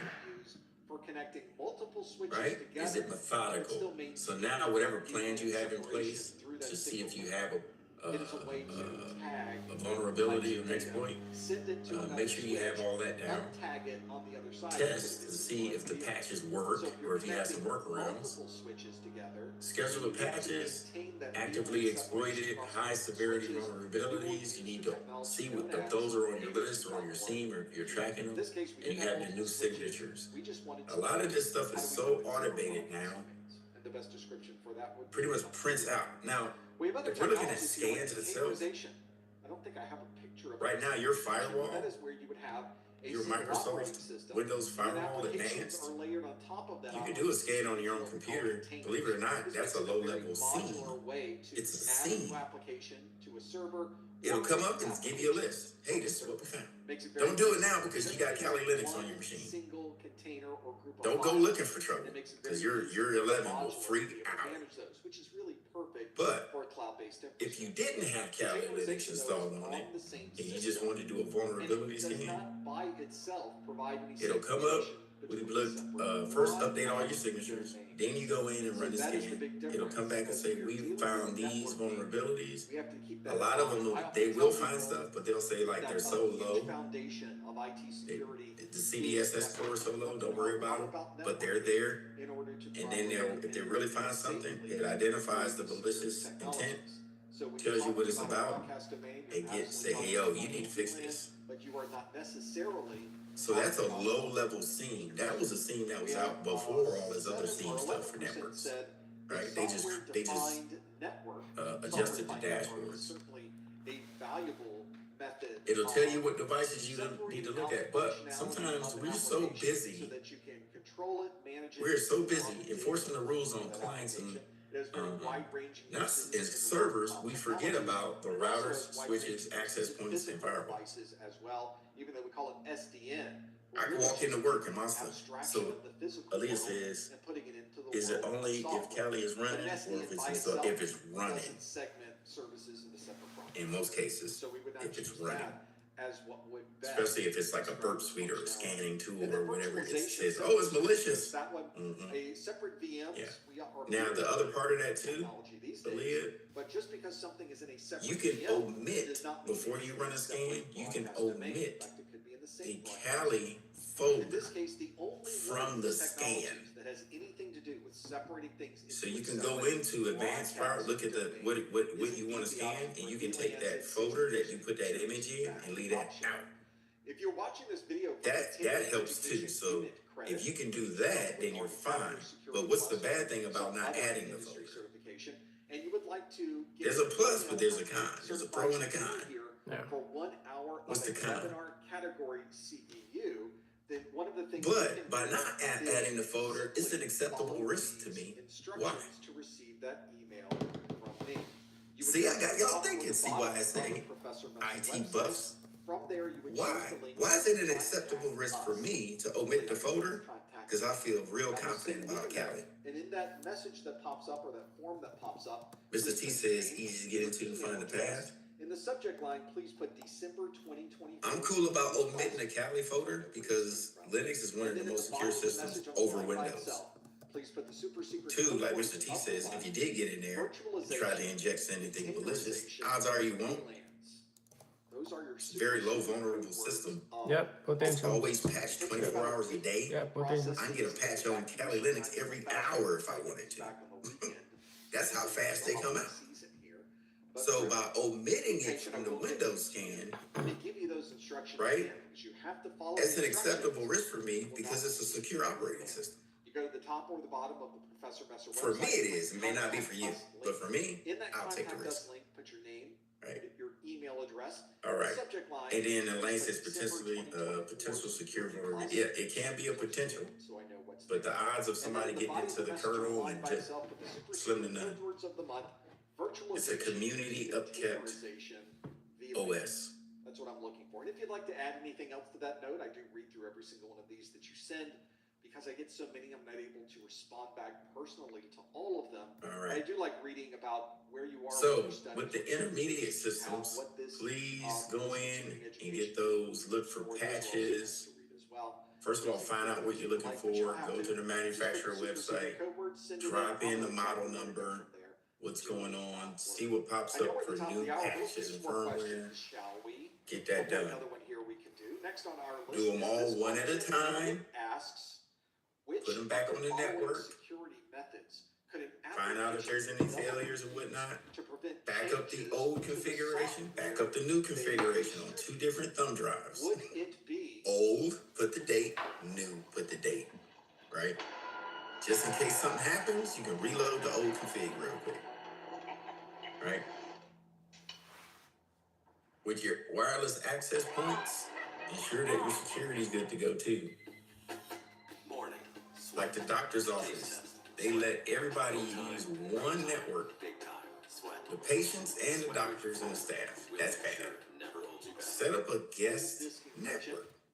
Static code analysis. Probably the only thing they can do on there is surf the internet. You've locked down everything else. You can say the only thing available to them is Edge, Google, Firefox. That's it. Right? You've blacklisted every potential whatever that they can get into. You just want them to get on the net and HTTPS. That's it. Right? Using the link at the bottom of your screen. All right. ProfessorMesser.com/QA and lock in your answer. Or put up a CAPTCHA portal. Please no hints in the chat room. Instead, which can work too. So that way you're not doing so much work, whitelisting, blacklisting. But if you initiate a capture portal from guests, you've captured their MAC address, IP, right? Different things about their device. From your exam objectives, one of the things I Give me 1 second, do y'all. with Give me my 5 questions minutes. is try to fit in something that should look familiar. Now, if you're looking through this and you're not quite sure what one of these topics happens to be, please make a note of it, because you will want to go back to your notes or to the things that you're studying from, and that will help you study up on things that maybe are going to help you during your exam. They are part of your exam objectives, so hopefully that will help you quite a bit. See if you know this one. A lot of you are locking in your answers right now, so maybe this is one you're very familiar with. Maybe you've done some application development, you've used these technologies. Maybe you've installed some applications and you've noticed that it includes this type of technology. I don't know. We'll have to see if this is something that matches up with some of the things that you are familiar with. Let's see how you did. The question asks, which of the following security methods could an application developer use to prevent changes to the software they distribute? Is it full disk encryption, static code analysis, secure cookies, code signing, or input validation? Let's stop the poll and see how you did. 74% of you, a pretty strong number, say the answer is code signing. And then everything else is a smattering all across the way. 10% of you say input validation. 7% of you say full disk encryption. About a tie for that one with 8% that say static code analysis. And then 1% say the answer is secure cookies. I would think secure cookies would be a great thing. It's not only secure, it's cookies, and who doesn't want that? But in this case, it really is not the right answer. Only 1% of you chose that one. You knew that wasn't the right answer. But 74% of you say it's code signing. This is something that is based around the idea of a digital signature. Digital signatures are incredible. Thank you, everybody. I appreciate that. That was urgent. I had to take care of something, so I apologize for about the urgent pause. Sorry. But you also know that it really did come from the So with your access points, came from. So there's some nice, what we call non-repudiation. Somebody remind me. You can see that. What was that? Everyone else can see that as Guest well. network? The idea of digital signatures has So been guest extended network. with the deployment of applications and integrated So, into your operating system. based on your security, I think we left off this. There you go. Thank you very much, Ms. T. Captive portal is probably your best solution to implement very quickly. Digital signature. And application You're gathering information about the device that's connecting, and through the capture portal, you can direct them where you need to be as far as a browser. Start installing the app, and it says What browser you want them to get on, right? And then with that capture portal, you can connect that to a proxy. What does a proxy do for me? So you get to make the decision on whether that Yeah, application firewall. That is the foundation of IT. Application layer firewall, excuse me. Really, so now that I have the captive portal, I sent you to a proxy. Now what am I able to do as an IT person? So when you aren't what's the benefit for me? And the message that comes up, this not so much reinforcing protocols, but protocols are part of it. Mr. T, monitor what application you use, where you're going, the security on the internet. Yes, now, Elaine, I don't want to dismiss protocols. Protocols are still being used. But you see more verbose information as far as packet frame information, payload size, what they're doing. Yeah, all of that goes into it. It's a tenuous trust, so good stuff. It probably is. But it's effective. In the vulnerability scanning piece, we will always refer back. It's like a broken record by this time in all asserts. That's how we're able to make firmware in the world of patches. It is a digital signature. So it's a all this stuff you have to update, make sure it's good to go. If you have personnel waiting for you, what should you be randomly, I didn't say audit the whole thing, but you want to do spot audits. I used to have to keep a sheet of spot audits of personnel, random.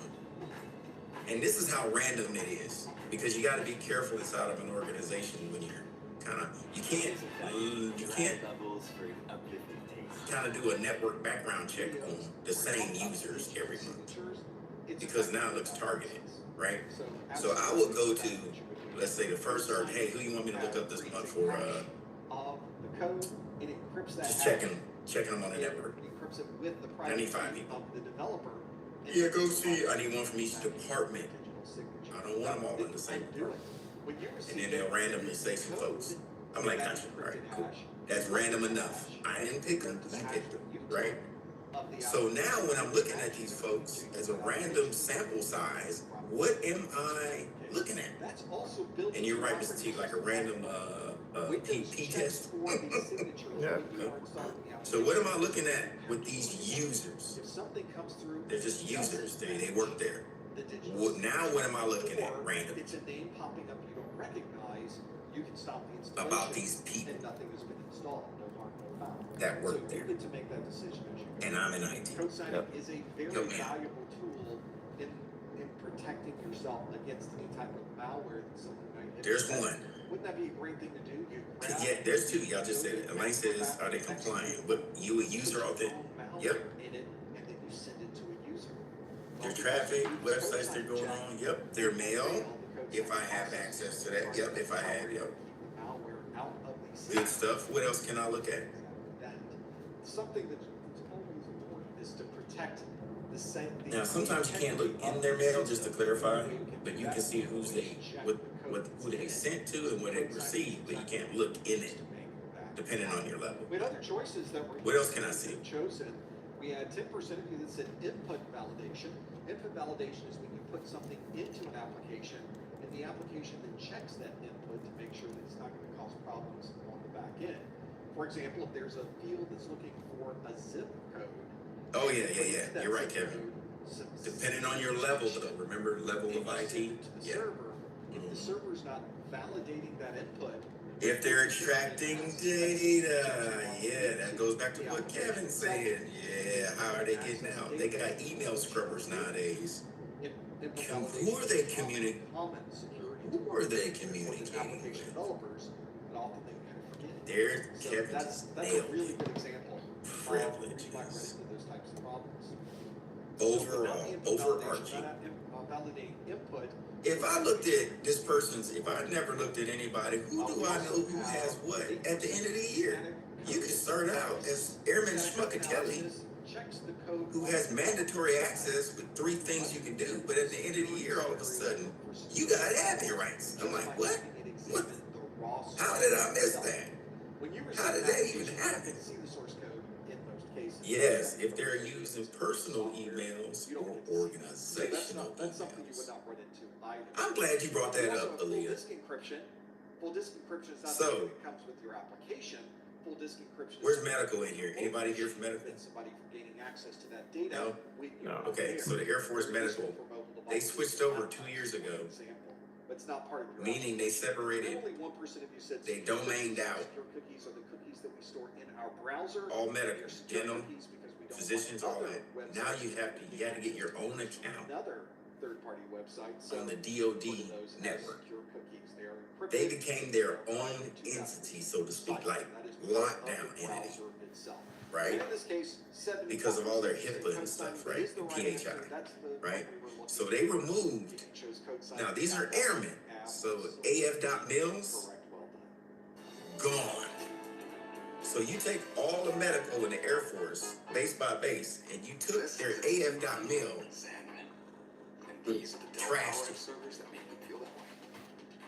Then they got domained out, they got federated into their own OU, and now you gotta recreate everybody's stuff A lot of questions that we as if they just came into the military. Instead of giving you one that I created for this study group, I want to share. I know, right, Kevin? From my practice. It was a One of the nightmare. things I found when I started. So you have people overnight that need to communicate like finance. Well, you got ongoing projects. The base medical, they were in the middle of financing and expansion. It goes through base finance.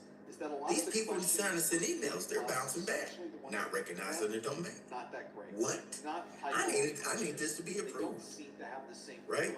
As an actual exam. It was a nightmare. Long story short, Actual exam, and in some cases they're just they had to come out with a white letter. from the I wing thought there must be commander a better to way approve to present and to prepare at, people at for certain your levels Plus exam. to So I use your created my personal own email book to send of practice documents. questions. This is a set of 3 Ain't that crazy? separate 90-question practice exams in the Yeah, same format because as nobody the thought that actual through. Security Plus exam. That Not only you're that, transitioning, you I didn't leave took it the active on the process of Federation. understanding It was bad. Anyway, style, the it took like cadence 6 of to 7 actual months to exam square that questions, away. and I applied those questions into Then they had to go to as DoD well. Safe, These questions are which is a designed secure to file prepare you transfer for protocol, the right? same SFTP. method of It's the writing DoD's and version style of file of transfer. questions that you So might if they get needed on important actual documents, exams. they had to So file that's transfer something it that up, you might be interested text in. over or email from their personal address the code Practice questions to in the my person's practice email. book. And again, They click the you've got link, they practice go there, questions put in the that you code or can the get hash, both in a and then digital it allow them to download it. and So in they a couldn't physical attach form. anything to email. They had to send it through DoD Digital Safe form is for what them we're to about get. to look at on our screen. In fact, I have the digital one. This is a question from But this book. these are the on things you have to think 27. about on the fly Question in asks, IT question on how to still 881, maintain and it asks, security and integrity, which of and the that's a following workaround. describes a monetary And it was an loss approved when workaround, one event right? So you have to get it all Is this done. that Can you imagine people trying to send HIPAA? Here's the problem with sending HIPAA information on a government network. or ARO? They still can see stuff. So if you send in social security numbers, documents, Now, there's still a spidering program that goes through and reads. If it can recognize anything that looks like a bank account, social security number, phone number, address, it gets flagged and blocked on the network. But since we're in a PDF, So you got to see if they have data loss prevention on the network, which can cause people to get in trouble as well. So it's a lot of stuff to think about. I know I just gave y'all a whole bunch of information. I'm sorry. I just dumped it on you. But this is the day in the life of a system admin. And one of the things you could do is just go to page 30. Network shares. Now these are shares. These are the share folders that everybody uses to move stuff around. These are very important to make sure with those share accounts and those resources, only people that need to have access. I'm gonna give you an example. It's a PDF. I put hyperlinks in here. I was out for leave. Somebody gave somebody permissions to get into the just like that. organizations, the finance share folders. They added the person. ALE, SLE, RTO, and ARO. You can see the Now answers. every command has a security officer. And of course, in this exam, whenever Then they work with IT abbreviation, to make sure that person can access whatever. While I was gone, they were out, I was out, they called over to the network office. They gave them access to a share folder.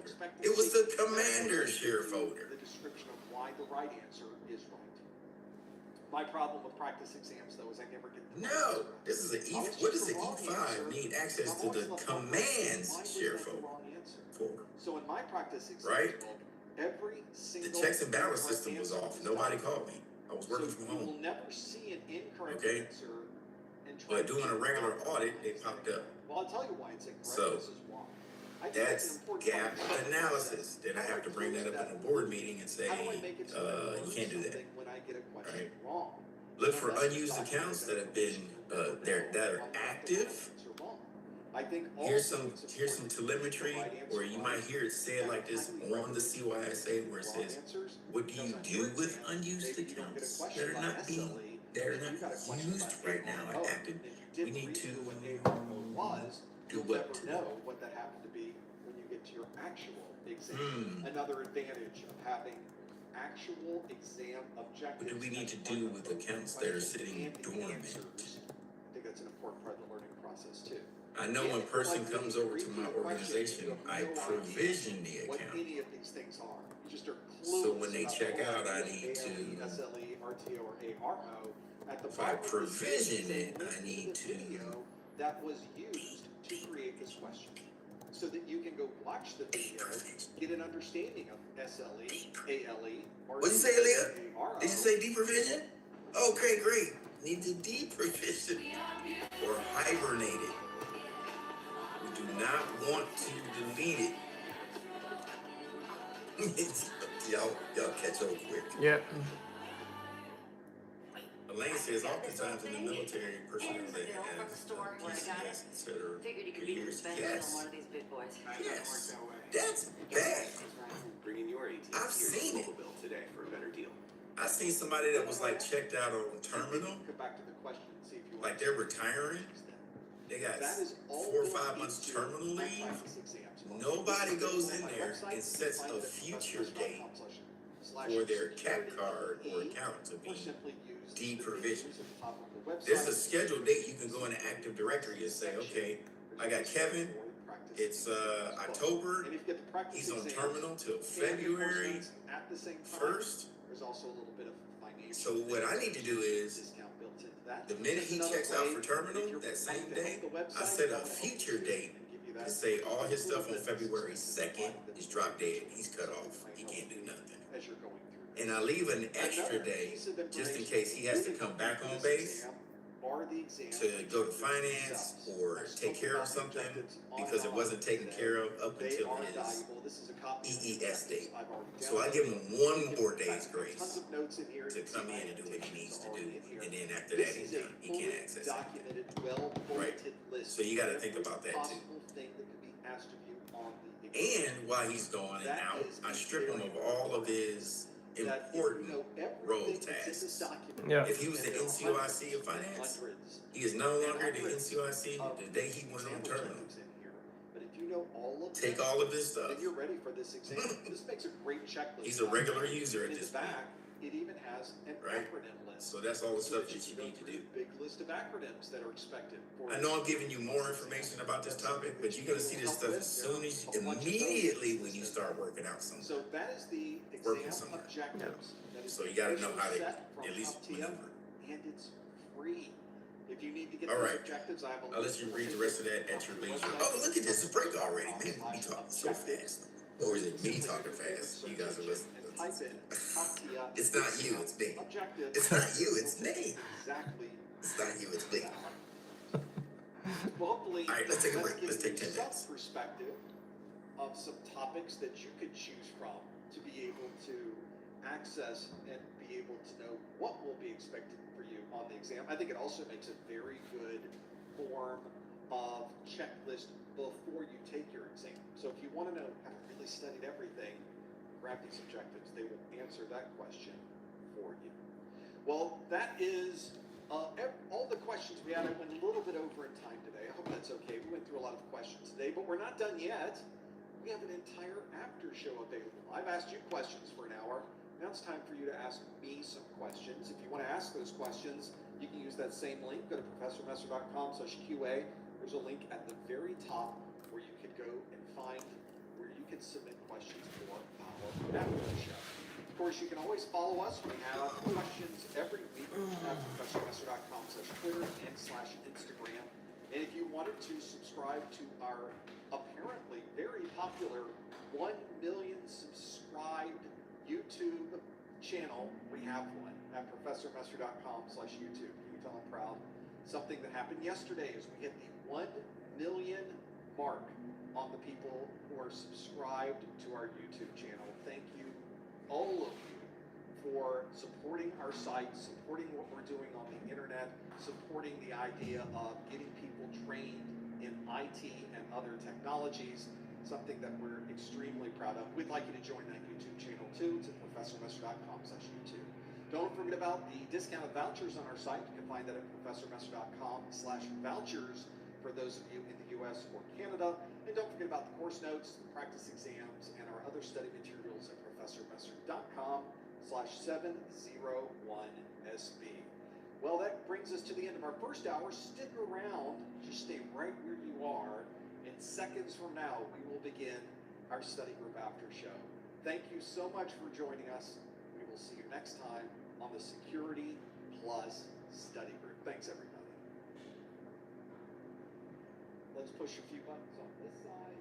Stay reset. And let's get back to the after show, everybody.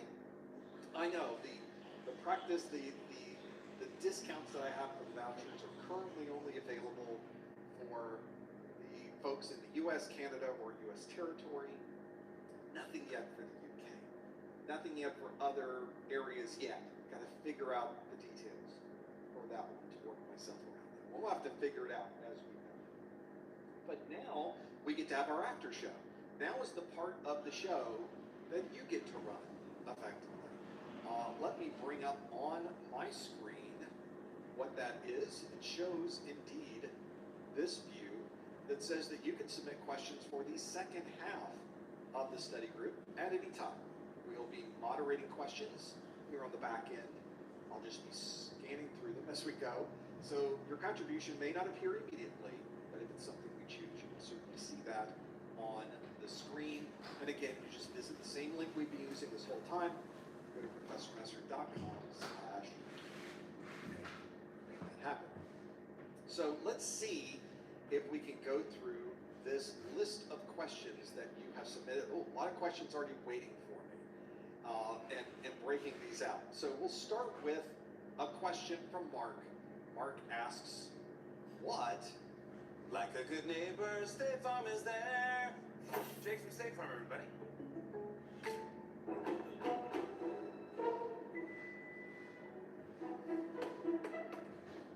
Are CompTIA stackable qualifications? May not have even heard this before.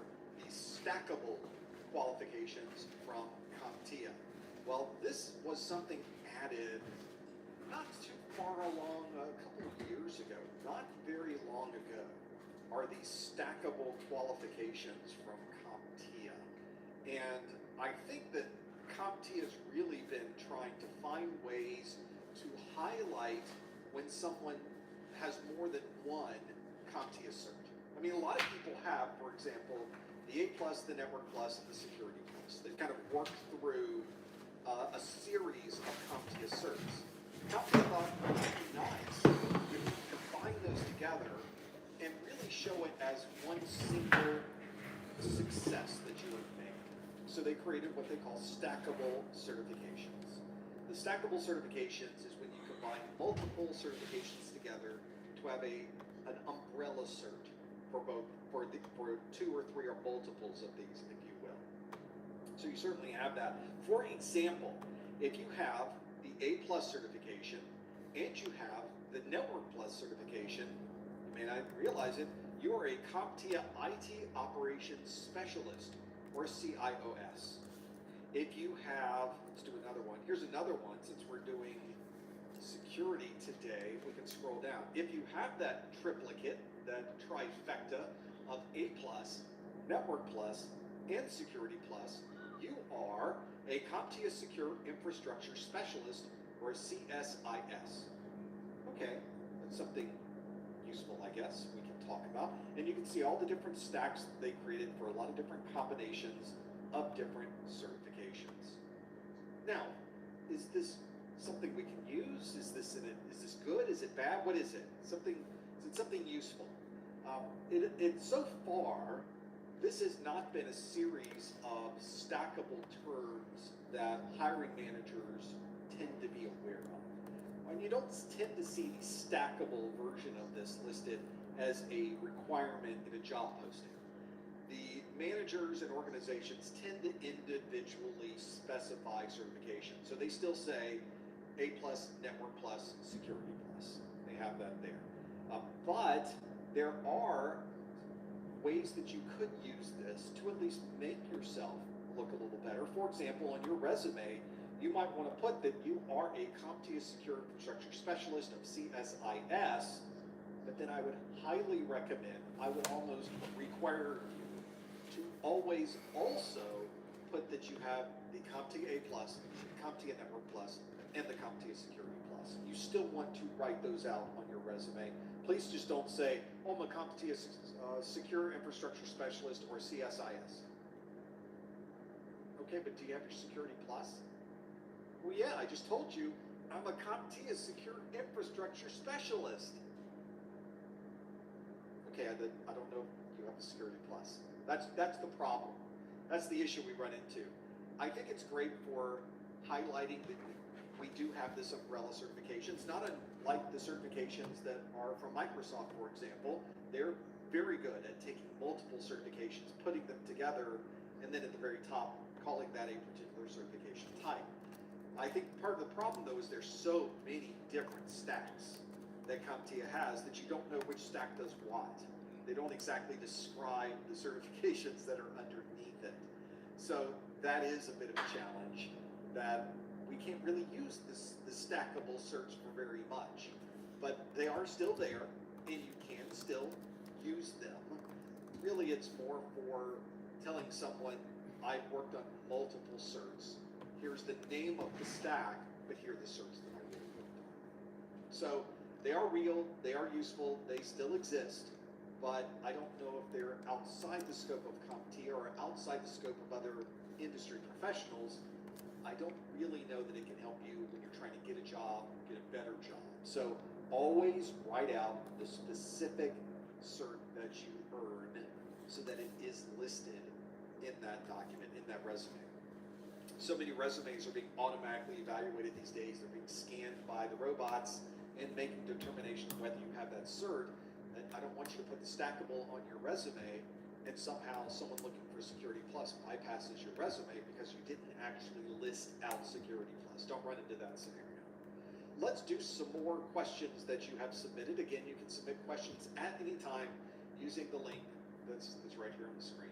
Go to that link, professormester.com/QA. I will be glad to take your questions. I don't know if I can hold your questions, but I can certainly take your questions from this list. Let's talk about this from Anonymous. Anonymous asks, let's get my screen into a place where we can actually see it. And this screen, finally, is where I'd like to see it. Anonymous asks, do you need to know different tools you can use for the Security Plus exam, such as Nessus? Limu, I drive. You help people customize and save with Liberty Mutual. Crispy, airy, lightly target home, magic. It's not delivered, it's DiGiorno. Sniper, TCP dump, Nmap. What about those? Those sound great. In fact, those are very popular security tools. And if you, up to this point, had been working on the SY06. All right, so what we'll do for this next hour, let's go ahead and work on Canvas, do some micro learning. This is a long lesson, so I don't want to burn y'all out. For the next hour, we'll just go ahead and work on Canvas practices. They're just not there. The 601 exam and the 701 exam, very different from each other. They are very different exams. In fact, if you look at the 601, which in this Venn diagram is the big circle on the left, and the 701 exam, which is the smaller circle on the right, you can see there is a difference in size. These circles represent the total number of objectives on the exam. We looked at the exam objectives and we saw all those bullets. I counted all the bullets. I really did.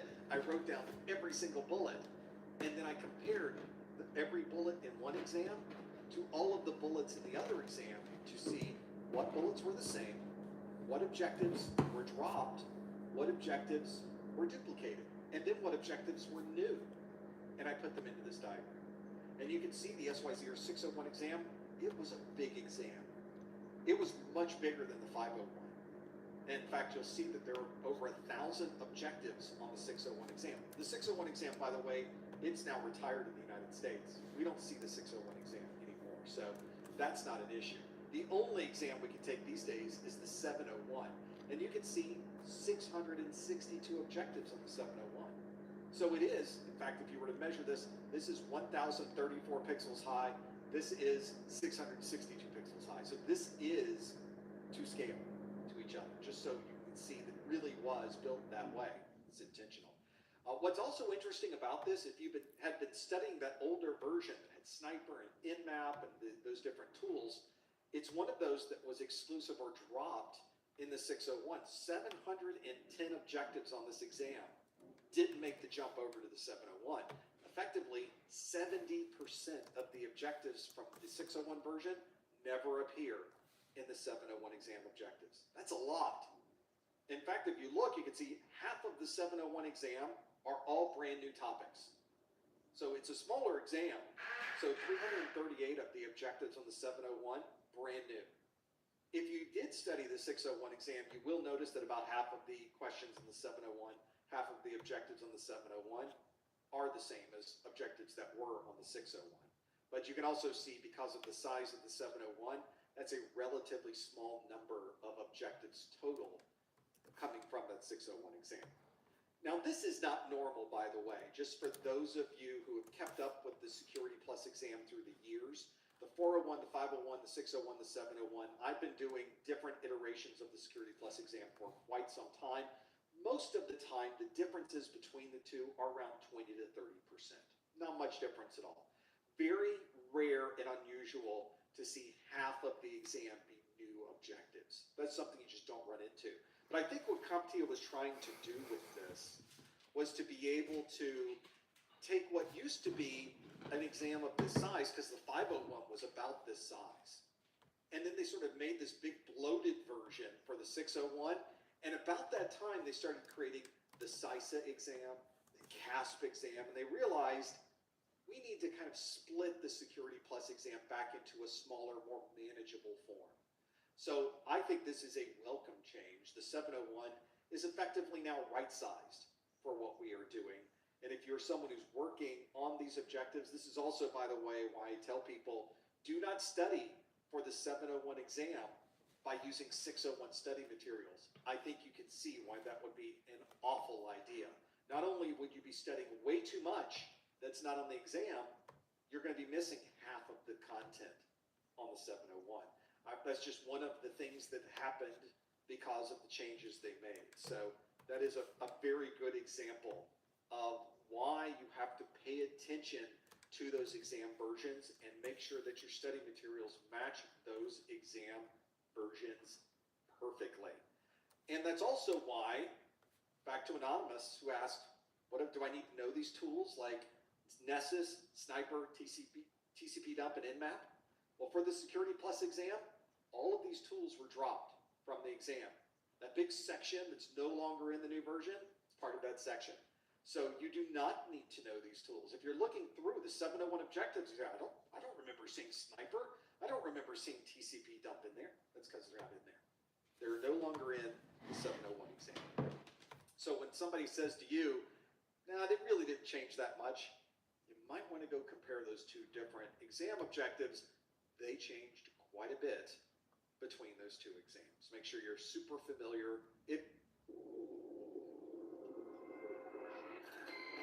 Before I could use my mind to move a submarine. Toxic gas located in the pool. Now, if you never did anything with the 601, none of that makes any sense to you anyway. None of that matters at all. But for those of you that were in the 601 days, you studied for that version, and maybe you had to make the jump over to 701, those are important statistics to know. Let's keep going through this list. We've got quite a few questions that have come in. This is a pretty good one. We're talking about security a lot today. So another question from my good friend Anonymous, who asks, with A+, Security Plus, and a couple years service desk experience, what next IT role would you recommend to work towards a security analyst position? Would it be sysadmin? Would it be networking? Would it be cloud? Yes. Yes to all of those. Here's how I approach the world of IT security. And this is probably an important consideration if you're getting into the world of IT security right now, or you would like to get into the world of IT security. I'm going to speak to you as someone who worked as a senior systems engineer for a next generation firewall company and worked and talked to thousands of different IT security professionals in hundreds and hundreds of some of the smallest and largest companies in the world. So I have at least some perspective as to the skills, the pathway, and the requirements for somebody who wants to get into the world of IT security. The real goal, the thing I think that is important to talk about before we do that, you'll often see online that people will try to convince you that you need to earn a particular certification or get a particular formal education or do something that will then qualify you to work in IT security. And unfortunately, it does not work quite that way. In the world of IT security, there are no entry-level types of positions. And by entry level, I mean somebody who's just getting into the world of IT. If you are just getting into the world of IT, there are very limited options for you when it comes to security. That's because IT security requires that you have a foundation of knowledge that deals not only with operating systems, but networking and with security topics. So you've got to do a lot of learning before you're ever qualified to work in an area dealing with IT security. So entry level in IT security is different than entry level into the world of IT. That's why you often see people say, my first job in IT was as a help desk person. My first role in IT was as a field service technician. So just to give you some perspective, you usually start with those jobs that are going to teach you the ropes. They're going to teach you about the hardware. You're going to learn about upgrading software. You're going to learn about some aspect of operating systems. Generally, it's Windows. So that's a very good example of where you might want to change your focus if your goal is ultimately to get into the world of security. So to answer the question from Anonymous, who asks, you've already got a couple years of service, you've been on the help desk, the service desk you call it, which is help desk type work, you got an A+, you got a security plus, so what's next? Well, now we need to fill in the gaps. What else would we need to be ready to jump into the world of IT security? And I think there's really two major areas that I would recommend you focus on, really sort of three these days. But one of those is operating systems. You cannot secure an operating system unless you become an expert in how that operating system works. Not just at the security level, but generally how the operating system manages users. How does it manage permissions? How does it allow or disallow access into the operating system itself? Where does it store data? How does it store data? All of this information is incredibly important. And in the world of IT security, we also need to layer on top of that directory services, because that's a huge part of our operating systems, is understanding how directory services, either in your forest or multiple forests or multiple active directory implementations and different domains, how would you make all of those work with each other and still be secure? So there's many levels and layers of complexity on top of that, and we haven't even stopped talking about Windows yet. So not only is there Windows, now we have to do the same thing for Linux. Now we have to do the same thing for Mac OS. And what about our mobile devices? A completely different set of requirements to manage these. So I think a job getting a system administrator, server administrator, Linux administrator, Windows administrator, that is a great next step. It's a fantastic next step, because you really do learn the foundational skills, information, and details required to become an expert in that operating system. And you will. This is something that's perfectly... I know I don't work here yet, but I know what sells cars. You guys announce me as your CFO. Chief Family Officer? Sure. Family.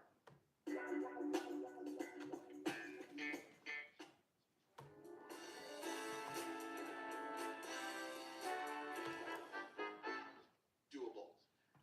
We have that fear of the unknown in the world of technology. I certainly do anyway, where if I don't know something, it frightens me if somebody asks me to work on it.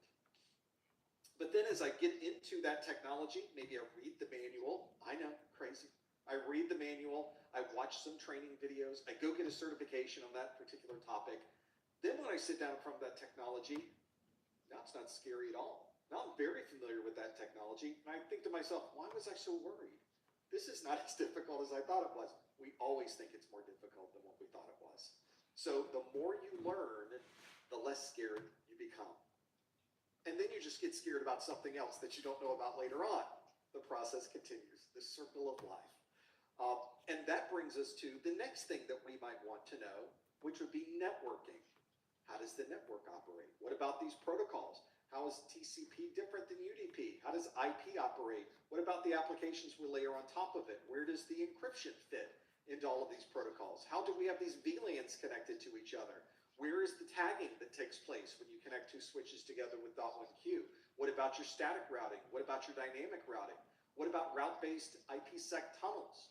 What about SSL VPN connectivity? What about redundant firewalls? All of these are networking questions. We haven't even gotten into the security part of this yet. All of those things deal with a knowledge of networking that you must have to be able to secure the network. And again, it sounds complex and difficult, and in some cases it is complex, in some cases it is difficult, but it's learnable, it's doable, trust me. If I was able to learn it, trust me, you would be able to learn this. My formal degree is in business management. I do not have a formal degree in computer science. I don't do any type of programming or development, very little programming or development. I do a lot of work in scripting. I do tons of work in automation because that's extremely powerful, and you will too. As you get into the world of IT, that's that third area that I wanted to mention here is the automation part of it. It sort of fits into the world of the cloud because the cloud really does rely, or it hopes for, a reliance on automation. It's very hard to manage a cloud manually. Elaine, Mr. T, y'all didn't do any flex this morning, right? To be managed through automation. No. Okay, The more alright, you I can got it. learn about PowerShell if you're in the Windows environment, the more you can learn about Python if you're in every other environment, including Windows, really. And anything you can do with other scripting languages like batch files in Windows, shell scripts and learning maybe a little bit of Perl, maybe learning a little bit of JavaScript, nothing too crazy. You're not building applications. You're simply automating the process that occurs within the operating systems and applications you're using already. And it can be very, very powerful and very, very lucrative because that is a set of skills that unfortunately not a lot of people have. So now we build our foundation. Now we know and have become experts in operating systems, directory services, Linux, Windows, Mac OS. We're very comfortable with those particular operating systems. And we are very comfortable with the network. We now understand protocols. We can capture this information. We can read a Wireshark or a sniffer trace file. We can understand the conversations taking place. We can identify where problems may be occurring within that packet capture. We can evaluate response times and understand where slowdowns are occurring. We can see error messages happening with the application that aren't appearing on the screen, but they're appearing on the network. Trace files and networking, seeing the protocols tells you everything about everything. And once you become an expert in that piece, you're now got the best 1-2 punch of all. You've got the operating system and you've got the network. Now you're ready to learn about the security side of things. And you combine with that the automation that you've already learned, you're unstoppable. That is exactly the level you want to get to really become an expert in the world of IT security. So if you're somebody who wants to manage firewalls, manage the data and protect the data within your organization, set up the policies, make sure your intrusion prevention is set up properly, work with your SIM, sort through enormous amounts of big data. Big data is becoming a huge part of IT security.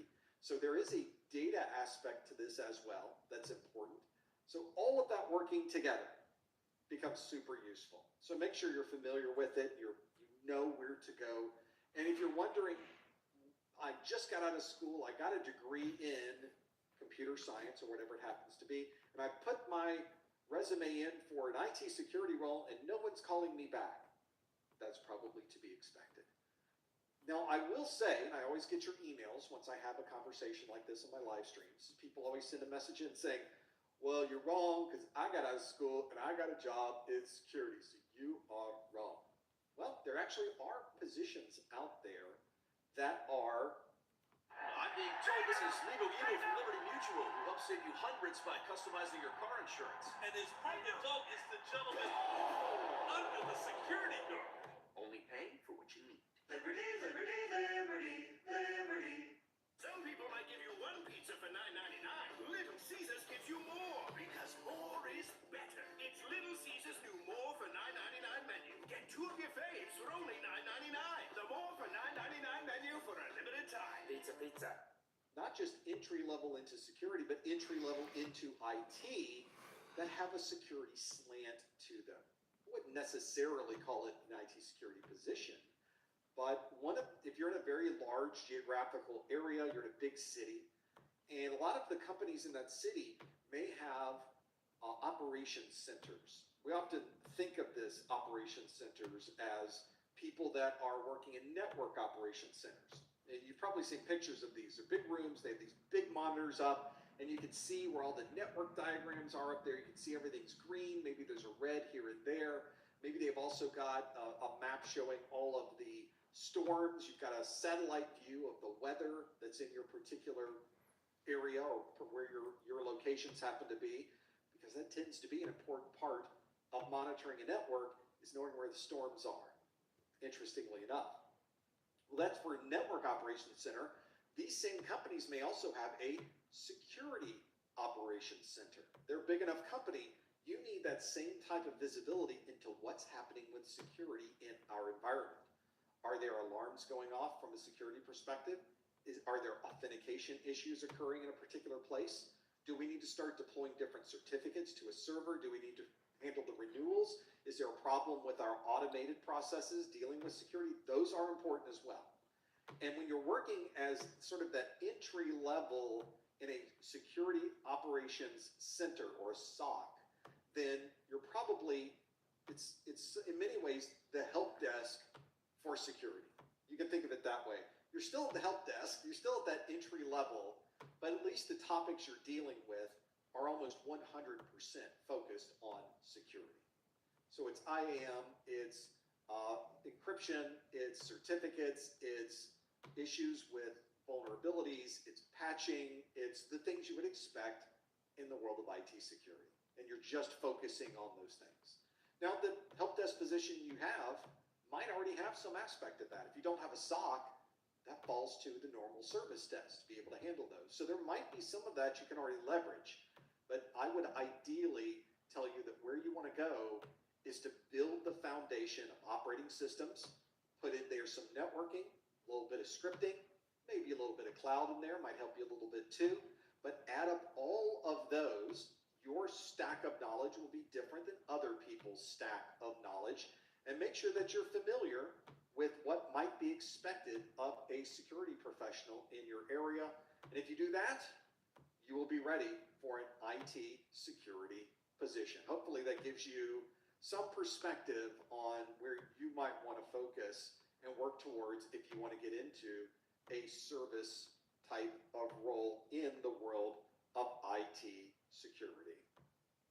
Let's do another question. I'm going to sort through the list of, here we go, sort through the list. I think we got more than we can get through. Thank you so much for submitting these. If you'd like to submit a question, you submit it by going to the link on your screen. Go to professormesser.com/QA, and we will work through whatever questions you have there. We've got a lot to go through. Let's see if we can go through some others. Some good questions. We talked about some of these already, so I apologize if I'm sort of passing by your question, but that's certainly something that, that if we've covered it, we don't need to go through that one again. Other questions. This is a good one. I showed these acronyms earlier. Josh asks, okay, when do I start memorizing that big list of acronyms? Do you go through all the videos first, or do you go through the acronym list first? And I think there's a balancing act here. And I think what we should do is maybe look at this list of acronyms. Let's see if we can do that on my screen. I have these here. The acronyms are listed in the back of the official exam objectives. And on this objectives, we went through this before, and we looked at all of the different individual bullets, those hundreds and hundreds and hundreds of objectives that you need to know. But in the very back of the book, of this guide, is the CompTIA Security Plus SY0701 acronym list. I will say overall, this is a pretty good list. It really does summarize the most popular acronyms that are associated with the exam objectives that are listed. By themselves, they are not individual objectives. And in fact, what I tend to tell people is watch the course first. I don't tell you an acronym in the course and not explain what that acronym is. So we always tend to talk about these acronyms, and I think most of these you will learn organically as you go through the videos, you go through your book, maybe you do some labs, you'll start to understand what those acronyms are. In fact, you'll start using the acronym and you'll stop remembering what the words are, which isn't necessarily a bad thing, but it might. Do you take this woman and her USAA membership to have car insurance and home insurance, life insurance and banking from this day forward? I do. I do too. USAA, for the military community and their families. Incoming dishes! Dawn Power Wash flies through 99% of grease in half the time. The better grease getter. Be a challenge on your exam if you run into somebody using the words and not using the acronym, or vice versa. But let's look at a couple of these. I'm going to kind of get rid of this on the screen for now so we can see it. For example, AES means Advanced Encryption Standard. We run across the AES protocol for encryption all the time, for wireless networks, normal encryption that we would use for full disk encryption. A lot of technologies use AES. So it's useful to know that AES is Advanced Encryption Standard. That by itself doesn't really tell you a lot more about AES. What you want to do is really, as I just mentioned, we know what AES is, we know the words Advanced Encryption Standard, but I highly recommend you also include in this, what does that do for you? What does this technology bring to the table? How do we deploy this technology? Where would we find this technology? So AES is a good example of an acronym that on its own doesn't tell you a lot. But if you are able to put it in context, then you're probably good with that particular acronym. There are some acronyms in this list I don't necessarily know are fantastic things to know, but the vast majority of them are. It's hard to even find one right now that would not apply to the existing set of exam objectives. They're all pretty spot on. Everything from a DLL, DLP we even talked about today, DMARC, yep, that's legit. You don't often see DNAT listed this way. That's certainly not part of the exam objectives. It would probably be better for the Network Plus exam. Network Address Translation, we're certainly familiar with.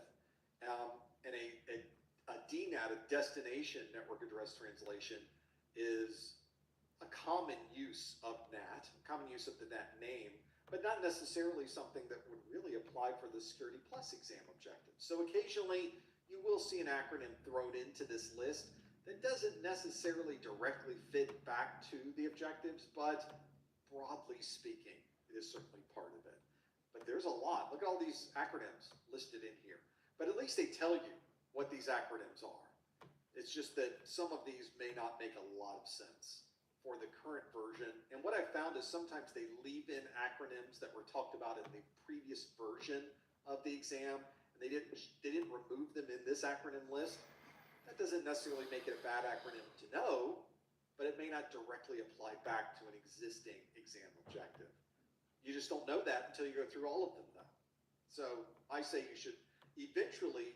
You will know all of these just because you studied the exam objectives. You've studied the videos, you've read the book. You probably already know 85% of these just by doing that. The extra 15%, you may have to go through and just have a look at what they are. You will not get questions on your exam, however, that ask, what does OCSP stand for? OCSP, that's Online Certificate Status Protocol. You're never going to get a question like that on your exam. So if all your flashcards have is on one side it has an acronym, an initial, and on the other side are the words, that's a relatively pointless exercise. You want to include on the other side of the flashcard, what does this do for me? How is this useful? Where would I see this? How is it deployed? That is how you would really enhance the capability of these particular flashcards, and that's what I would recommend you do when it comes to the world of managing flashcards and memorizing all of these different acronyms that you would run into. So pretty important. Let's have a look at those, see if that works for you. I think most of these you're just going to learn automatically, organically, as you go through the exam materials. We have time for more questions. Let's keep going through this list. This is more of a question from my website, where Josh asks, I want the paperback copies, but I want the audio and the exam hacks book. Some of you have already seen when you go to my site, the success bundle that I have is a digital product, but sometimes you might want the physical exam hacks or the physical course notes and the physical practice exams. And that's kind of nice. Some people like to carry these around. So you've got now the course notes, you can flip through the course notes wherever you happen to be. You don't have to be connected to the internet. It's a little easier to read. It's a little more comfortable for a number of people.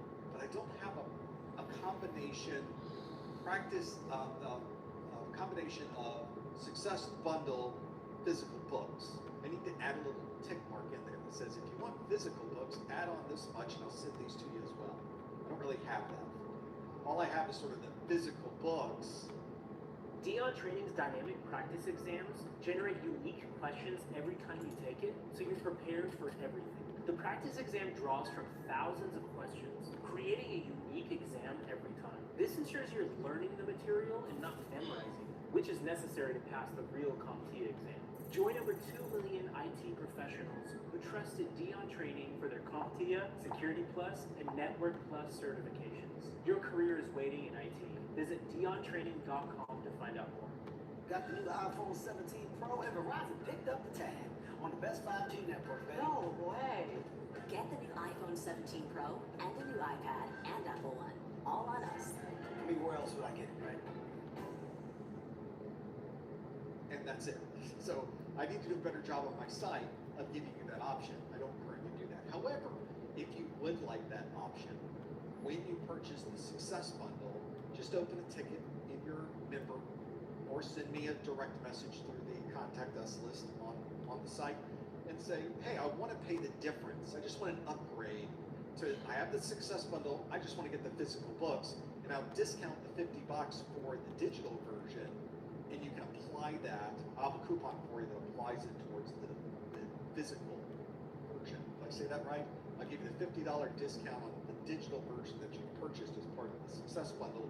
You effectively get $50 off the physical version. And then they'll process it, they'll send it off to you. Have a whole process automatically. They are printed on demand and shipped out to you. If you are in Canada, I'm shipping other ways around the Canada Post issues you're having up there right now. So hopefully it will still get to you okay. Yeah, I've had to increase the cost of shipping to Canada, at least temporarily here, because I'm having to go around Canada Post. And unfortunately, everybody outside of Canada Post costs more to ship, sort of the plan. So I think everything is being shipped now FedEx. I may be using other methods. The provider, the folks that are printing these for me, pick the best way to get it to you. I just make sure that I'm able to give you the right pricing on the shipping. Hopefully that whole mess will be over very soon. We won't have to worry about it. So yeah, just send me a note. I'll send you the coupon, the instructions for using the coupon, and you can simply go from there. I'm sorry that it's that extra step right now. That's my fault. I just got to do a better job at setting up my website. If any of you have ever talked to me about setting up a website, you know I don't do a very good job at it, but I'm getting there. I've got people helping now. So I promise there will be some tweaks and updates. I have a great 2025 planned. It'll be a lot of fun. So there are things I can do to fix and make things a little bit better for you, and I am working on it, so thank you. I appreciate your patience with me. Let's keep going through this list. I know we're sort of at the top of the hour, but we've got more on this list we can pull from. Have that there. By the way, there's a tab at the top of the page where you can choose between the digital edition and the physical edition. So the digital edition is the PDF. The physical edition is the printed book, is the Dead Tree version. So you get to choose which one we have there. And I don't mind the Dead Tree version. I used to live in a part of the state of Florida where we had a lot of pine trees. We do a lot of printing of paper, creating of paper there. So I'm more than happy to create more paper. There's no problem making more paper. We'll just grow more trees. And if you like paper, you shouldn't feel bad about it. That's a great thing to use. Let's keep going in this list. We have more to pull from. So let's keep going. Oh, this is some pretty good ones in this list. Thank you, by the way, for sending these in. Some of these are very funny. Some of these are questions I can't share with you. So one day we can sit around the bar and have a beer, and I'll tell you all about the questions I get. But in the meantime, just going to scroll past a number of those that are on the list. There is a question in here. I'm not even going to put it up because we were sort of talking about it already. Do I recommend the physical edition over the digital edition? These are identical. So let me show you. We'll get a page here where I'm showing the Diffie help. We're showing how we would do key exchange or create a key based on this. Kind of hard to see with the blurriness that we have there.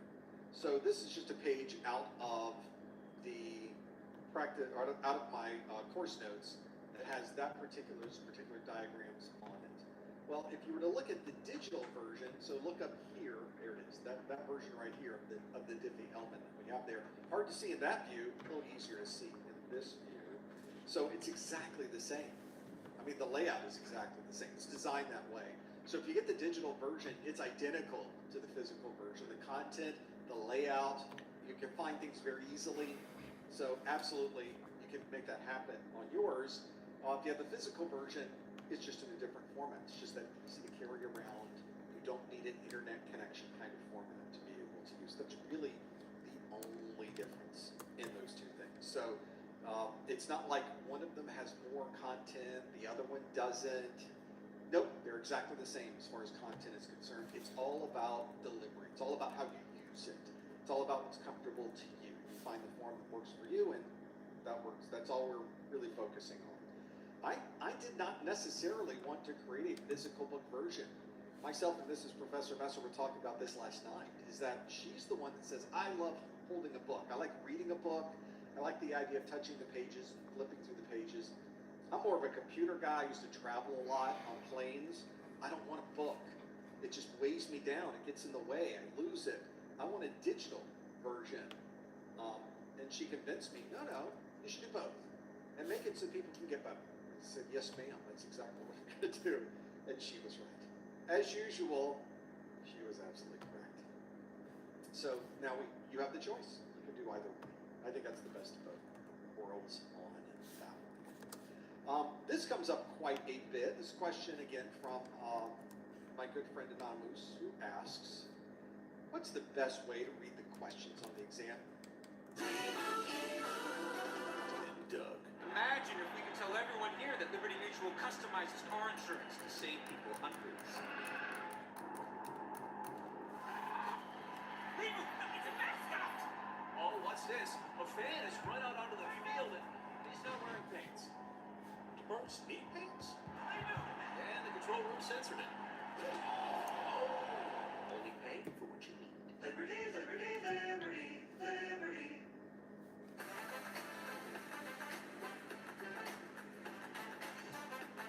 As the wording can be extremely tricky.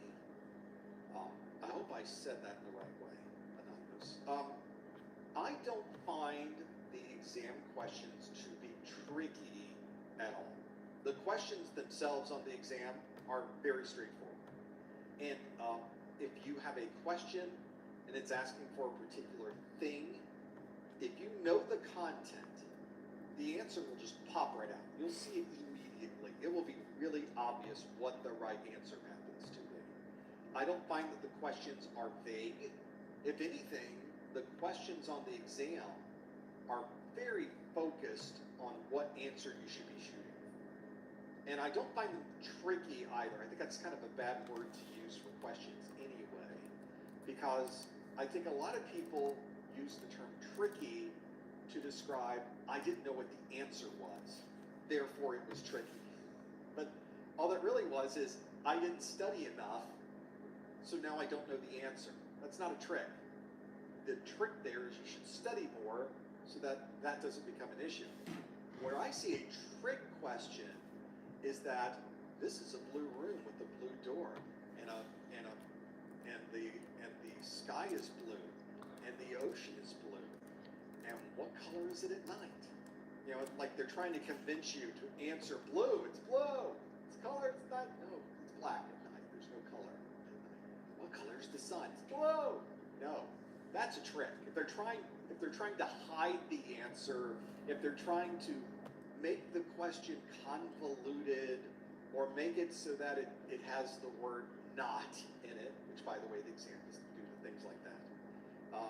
The exam, I found the exam questions to be very straightforward, to be very focused. Most of the questions on the exam tend to be 2 sentences in length. I've done quite a bit of work on this.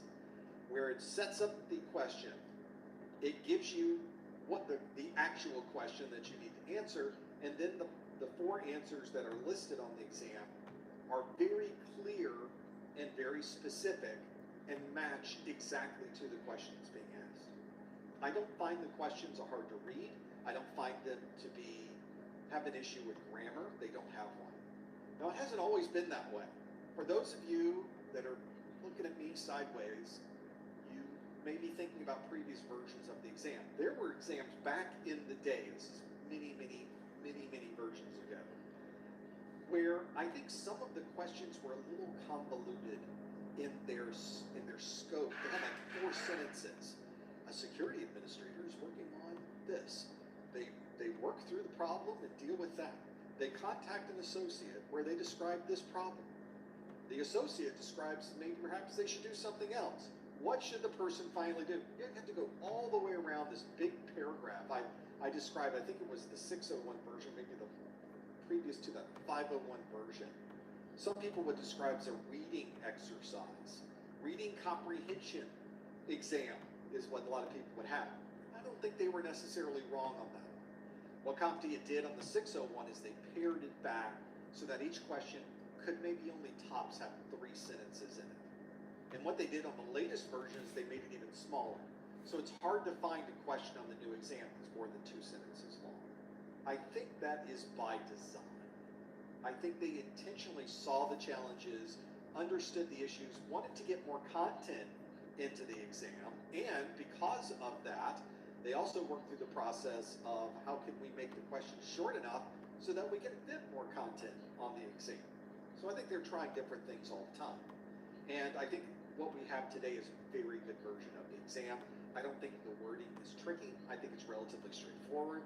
I also don't find it to be difficult to understand. They're very well written questions. They are with proper grammar. And if you know the content of the exam objectives, it will be relatively straightforward as to what they are asking for and what the possible answers are. The actual correct answer should just pop right off the screen. You should see it very clearly if you are taking that exam. I think that's a thing of the past. So don't worry so much about, am I going to need to understand how to decipher English? You know, if you're an English-speaking person, you're not going to have a problem with that exam at all. If you're not an English-speaking person, I think just the topics themselves can be complex. That itself can be difficult to read. If you are in a country and you are taking a version of the exam that is not in, let me make sure I say this right. There are certain scenarios where if you are in a country and the language of the exam is different than that country, they give you extra time. And there are some instances, even and there's a section on the CompTIA website where you can ask if you can get extra time because English is a second language for you. That only works in certain countries with certain scenarios, and I probably shouldn't have mentioned it at all because it's so niche, but it might apply to you. So go have a look in your country and see if it might apply. The CompTIA website, you're looking for test accommodation, English as a second language, or just language. I think test accommodation language should find you what you are indeed looking for. Let's see other questions. Oh, let's start a fight, shall we? I love a good fight. Who doesn't? This question, you're not starting a fight, you're okay. The question is, which is more secure, Windows or Mac OS? Is a Mac OS server machine the same as a Windows server machine? Are these both as secure as each other? What is the thing? Well, I think we all know that Windows is so much secure than anything else.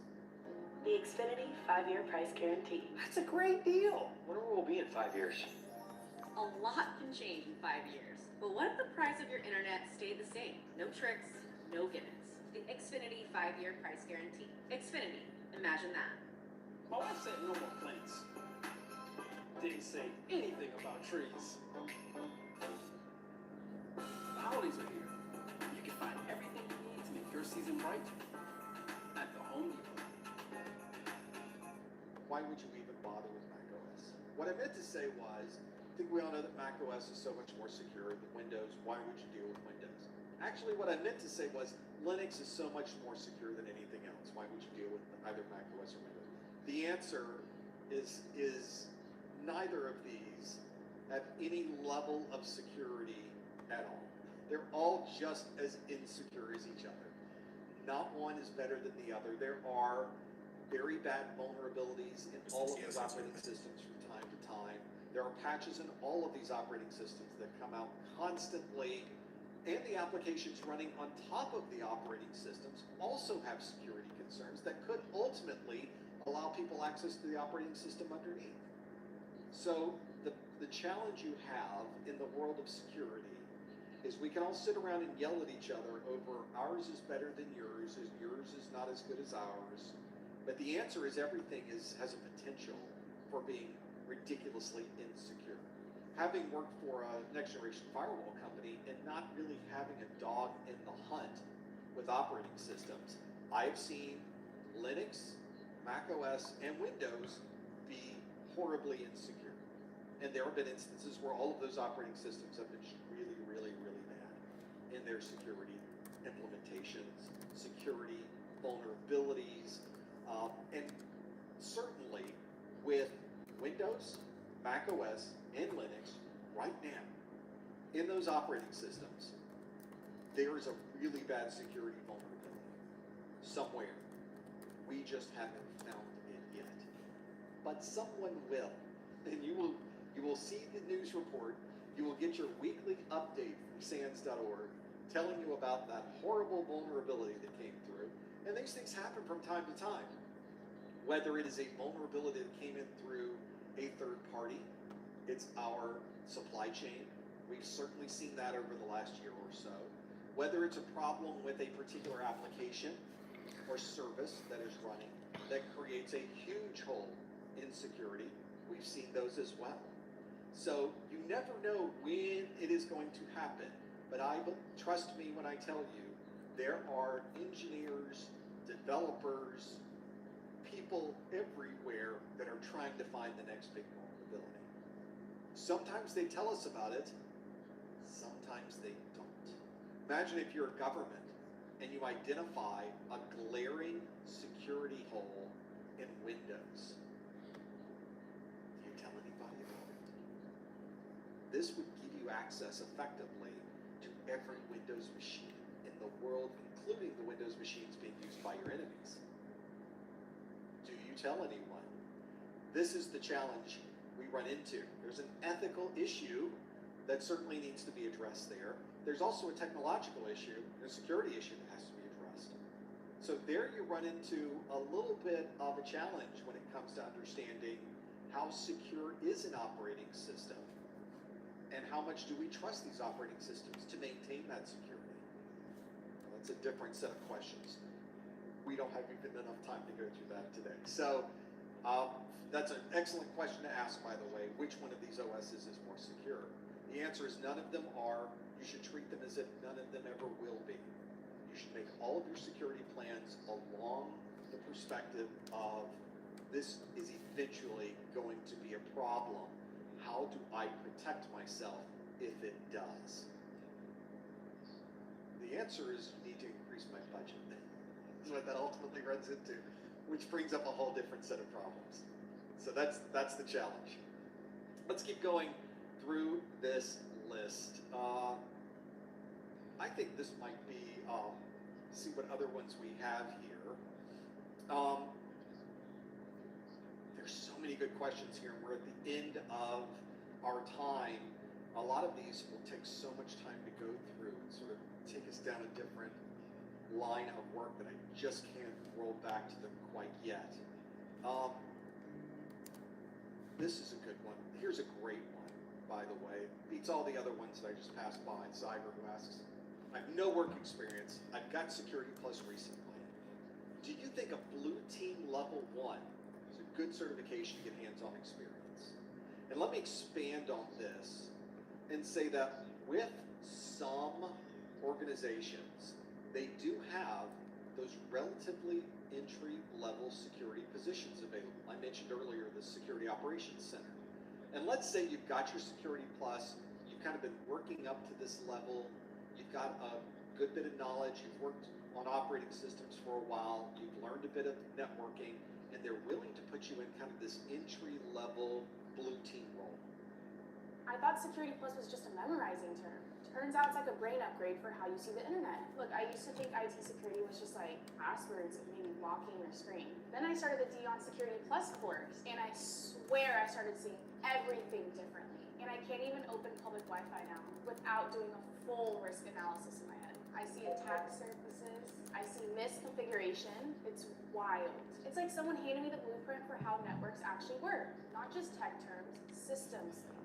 And the best part, I'm not memorizing. I get it, because their labs and practice tests make it click without even trying. Now, I hear port 22, and I don't panic. I smile, because I know what it is, and I know how to protect it. Security Plus didn't just help me pass. It gave me a whole new mental model for tech. I see stuff now that I used to miss completely. If you want to work in IT and not be lost 24/7, Dion's course is the move. It literally changed the way I think. Babes, we're in our healthy hair era. And when I say drench, I mean drench. Is that something you should do? The answer is absolutely. If IT security is interesting to you, then you should try to get into that world as quickly as you can. That doesn't mean it's going to be quick, but as quickly as you're able to. I speak, as I mentioned, as someone who worked in the world of IT security, that talked to hundreds of companies and thousands of individuals that dealt with security on a day-to-day basis for their organizations. These are companies you've absolutely heard of, logos you've seen, stores that you've been in, and even some that you haven't. So all of them focus on understanding the fundamentals of protecting your network. That's what your blue team is. You are the first line of defense. Because of that, there's a number of different strategies that you use. You don't just have any one thing, of course. You have a layered approach to security. You, of course, have a firewall, but you also need intrusion prevention, but you also need protection on individual devices, but you also need a way to manage those devices. You need a way to make sure that you can identify when that device has been compromised, and you need all of these things build on each other. It's a huge part of it. But if you're able to find a position out there that is just sort of an entry level, it just gets you into the outside of this enormous world of IT security. If you have any interest in security, you should absolutely go for that. It is, well, first, I'm speaking from a kind of a biased perspective since I've worked in that for so long. I loved IT security. But I really loved networking as well. I really like working with operating systems. I think when you're learning, everything is exciting. When you go through the workday and you just learn something new about the operating system, you just learn something new about the security, you suddenly understand the way that protocol operates, you're able to capture that data and solve that problem. Those are great days. You're becoming more knowledgeable, you're becoming someone who is becoming more of an expert in that particular line of work, and you are someone who now can use that knowledge to position you up and level you up in the industry. And that's what we're trying to do, is get you the foundation that is strong enough that you can stand on to get into that world of security. Now, you could spend the rest of your career networking, and that's a perfectly reasonable place to be as well. But if you are at all interested in security, I would highly encourage you to get that first position in security. It's really hard to get that first position. It's really hard to get that entry level into security. But once you are there, now you start learning the terms, the nomenclature of security. You start seeing the back and forth. You start getting a lay of the land, understanding the technologies that are in play, how they interact with each other, how your organization uses those technologies. That in itself is enough to move you up to the next level. All right, everybody, we're at this time. Let's take a break. How about that? We'll come back and get in another 45 minutes before lunch of day 5. What do you recommend I do right now? They might say, go get one of these blue team certs. They might say, we do a ton of work with a Palo Alto Networks firewall. You need to go get Palo Alto Networks certified. They may say, well, we do so much cloud security, you need to go get this cloud security certification. It just depends on every organization. Every organization, wildly different when it comes to security. Like most things in IT, there are some things that are fundamental. Everybody has a firewall, but not everybody implements their firewall in the same way. Not everybody has the same configuration for the firewall, or even the same emphasis on what they want to block and what they want to allow. So just saying, yeah, everybody has a firewall isn't enough. You have to be able to understand, what is our philosophy for having a firewall? What are we trying to do with that firewall?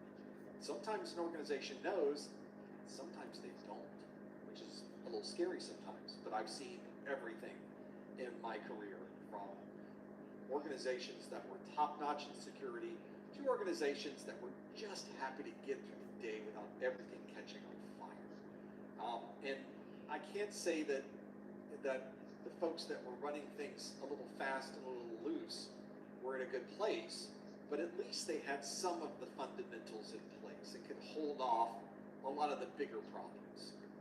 I have been in organizations, though, where I've walked in and talked about our technology, and they've looked at us and sort of sneered at us a little bit and said, why do you think that we're not good at security, bringing in your firewall here? We don't need your firewall. We know what we're doing.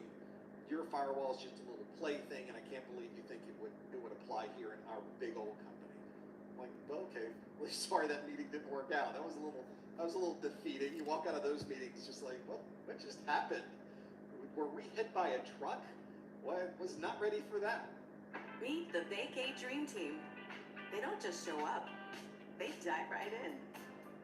And at the piano bar, they raise the bar. Because when they're on Carnival, they're the main event. Book your Carnival vacation today. Save your groceries. For the love of food. Ziploc. Some organizations have that as their sort of internal culture, is one of that. Turns out that organization, not a month later, huge security breach, credit card numbers everywhere, thousands and thousands of problems, huge amounts of dollars, and ultimately a lot of the people that we were in the meeting talking to, months after that, were no longer working for that organization. So sometimes these things that we talk about in the industry and that we see can sometimes work against you. You should, I think throughout my career, my watchword is always just to be humble. I know that I don't know everything. Nobody knows everything. But when you find somebody in IT who acts like they do know everything, you should be especially interested in watching what goes on next. Because I guarantee you something is about to happen. I don't know what that is yet, but every time that has occurred, every time I have found this person, every time I have talked to that person in an organization, something has always happened. And I always have a story to go along with it next time. Like the one I just told you of being thrown out of a building ultimately, and then finding out that their security was not what they were saying. Sort of like poker, isn't it? With poker, someone who acts like they have a really strong hand never has a strong hand. Strong is weak and weak is strong. And it seems not just poker, it seems to be humans a lot of times. You have to kind of watch out for that. So don't be the one who is willing to act like you know everything. I have found that if you act as someone who wants to learn everything, that of course naturally means you don't know everything. But it's not a position of weakness. That's your position of strength. Learning is the secret sauce in everything that we do in IT.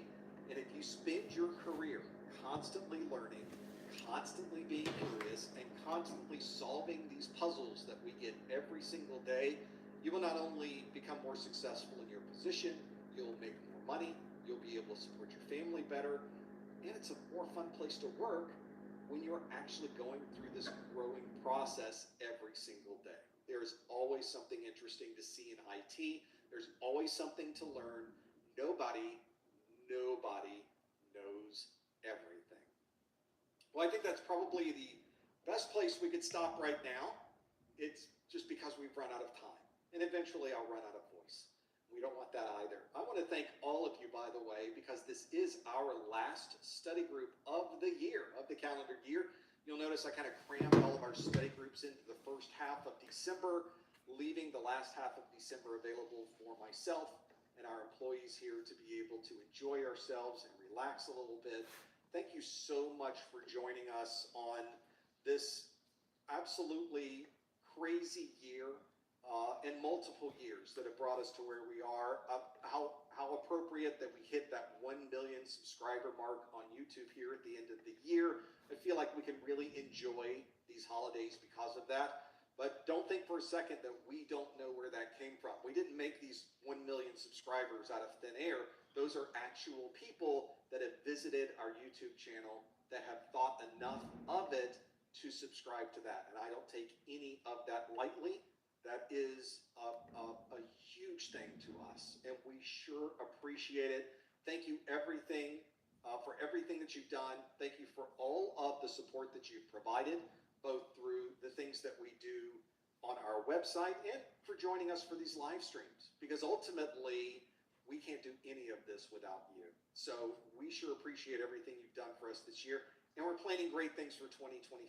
We hope you join us for all of the things that are to come as well. Thank you so much for being here. Thanks for joining us for this study group. We got a lot more in 2025. We will see you in January. Have a fantastic holiday season. Have a great new year, and we'll talk to you in 2025. Thanks for joining us. We'll see you next time on the Security Plus Study Group. Thanks, everyone.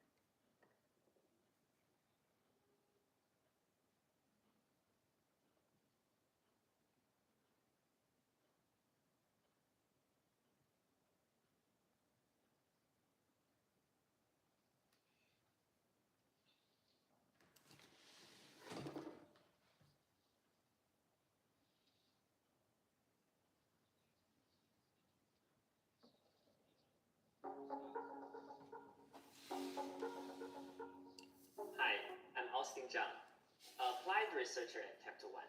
Today, I'm going to introduce you to Capital One's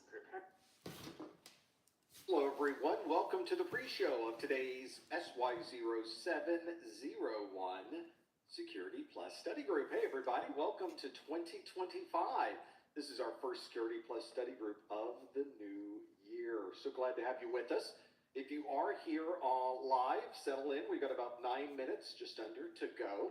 We'll start at the top of the hour. If you're here on a replay, it's still 9 minutes, although you could fast forward if you really, really, really wanted to.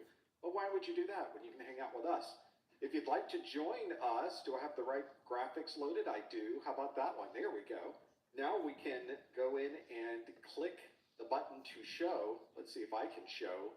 How about I put me on the screen? That's in the way. How about right? Oh, what is going on? Now I got problems with this. Now I got things I got to fix. Just as I go live, I see things that don't look quite right. That was not what I wanted from the configuration that I have here. I don't know why it's looking that way. Oh boy, that is just big. It is a big, ugly border. Can I turn it off? I can. But none of the matting is right. None of my clips are right. That's fantastic. Oh, the things we go through to try to get these up and running sometimes. Oh, there's always something. But that's half the fun of it, isn't it?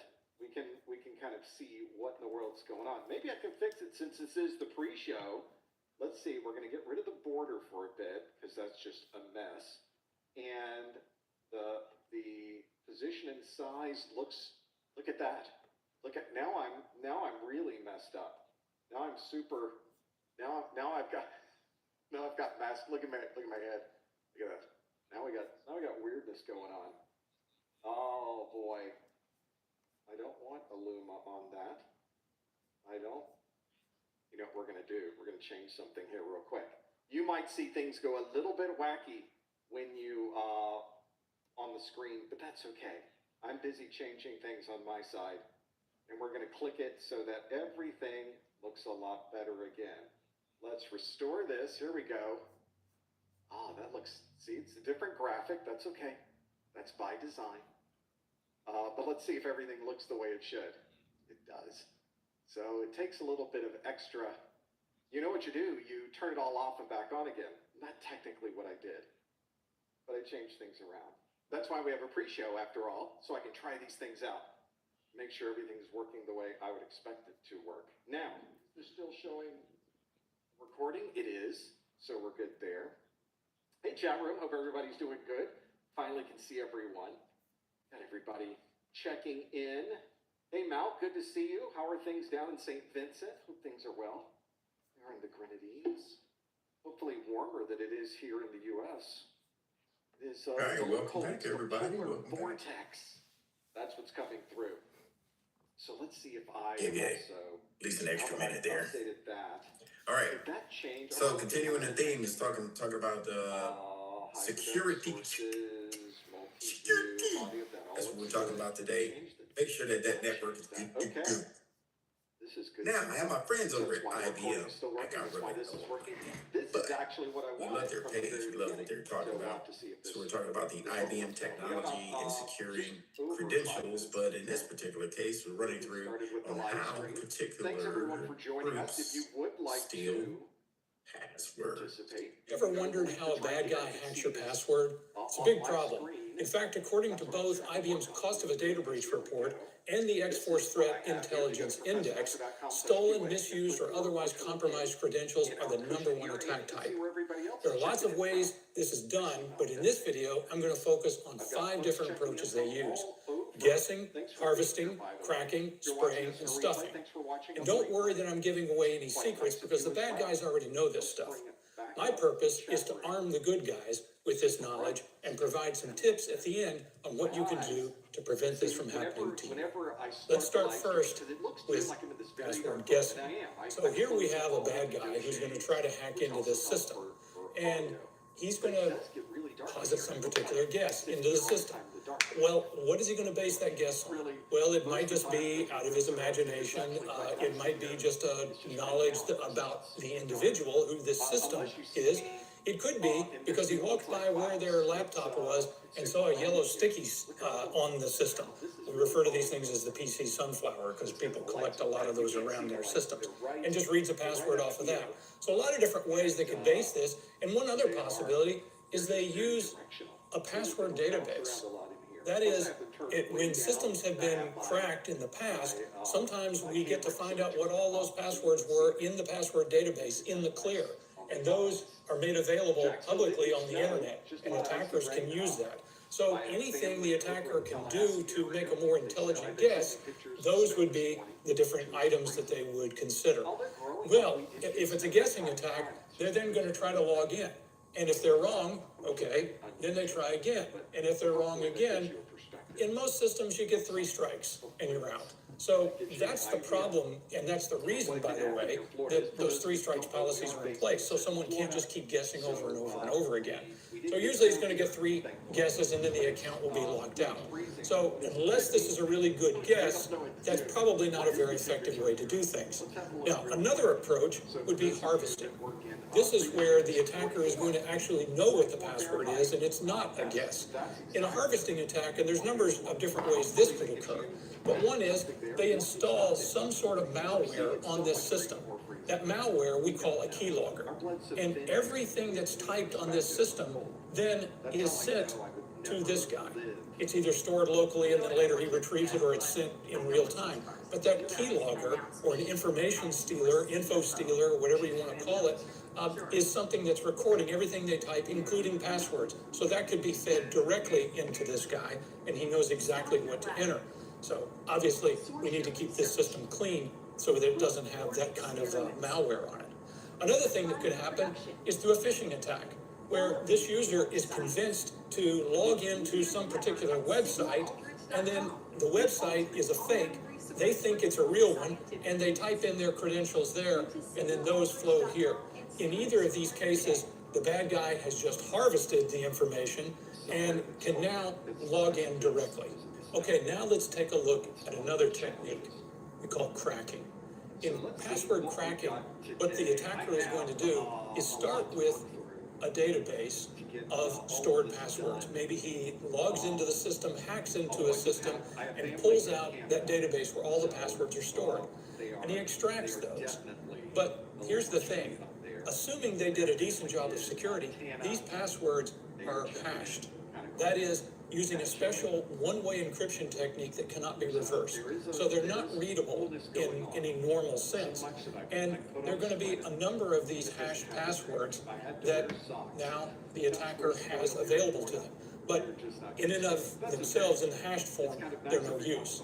So what can he do in order to reverse what is an irreversible encryption? Well, you can't, but you can back your way into discovering what the original password was. And the way that gets done is you start with, again, a different type of guess.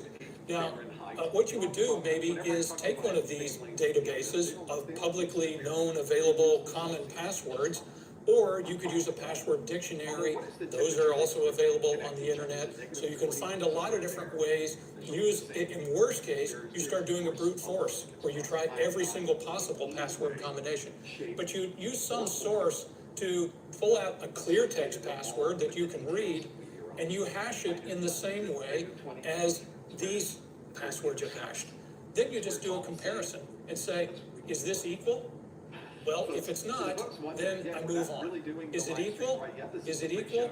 And then if it is, then I didn't have to know what the original password was. I didn't have to break the encryption.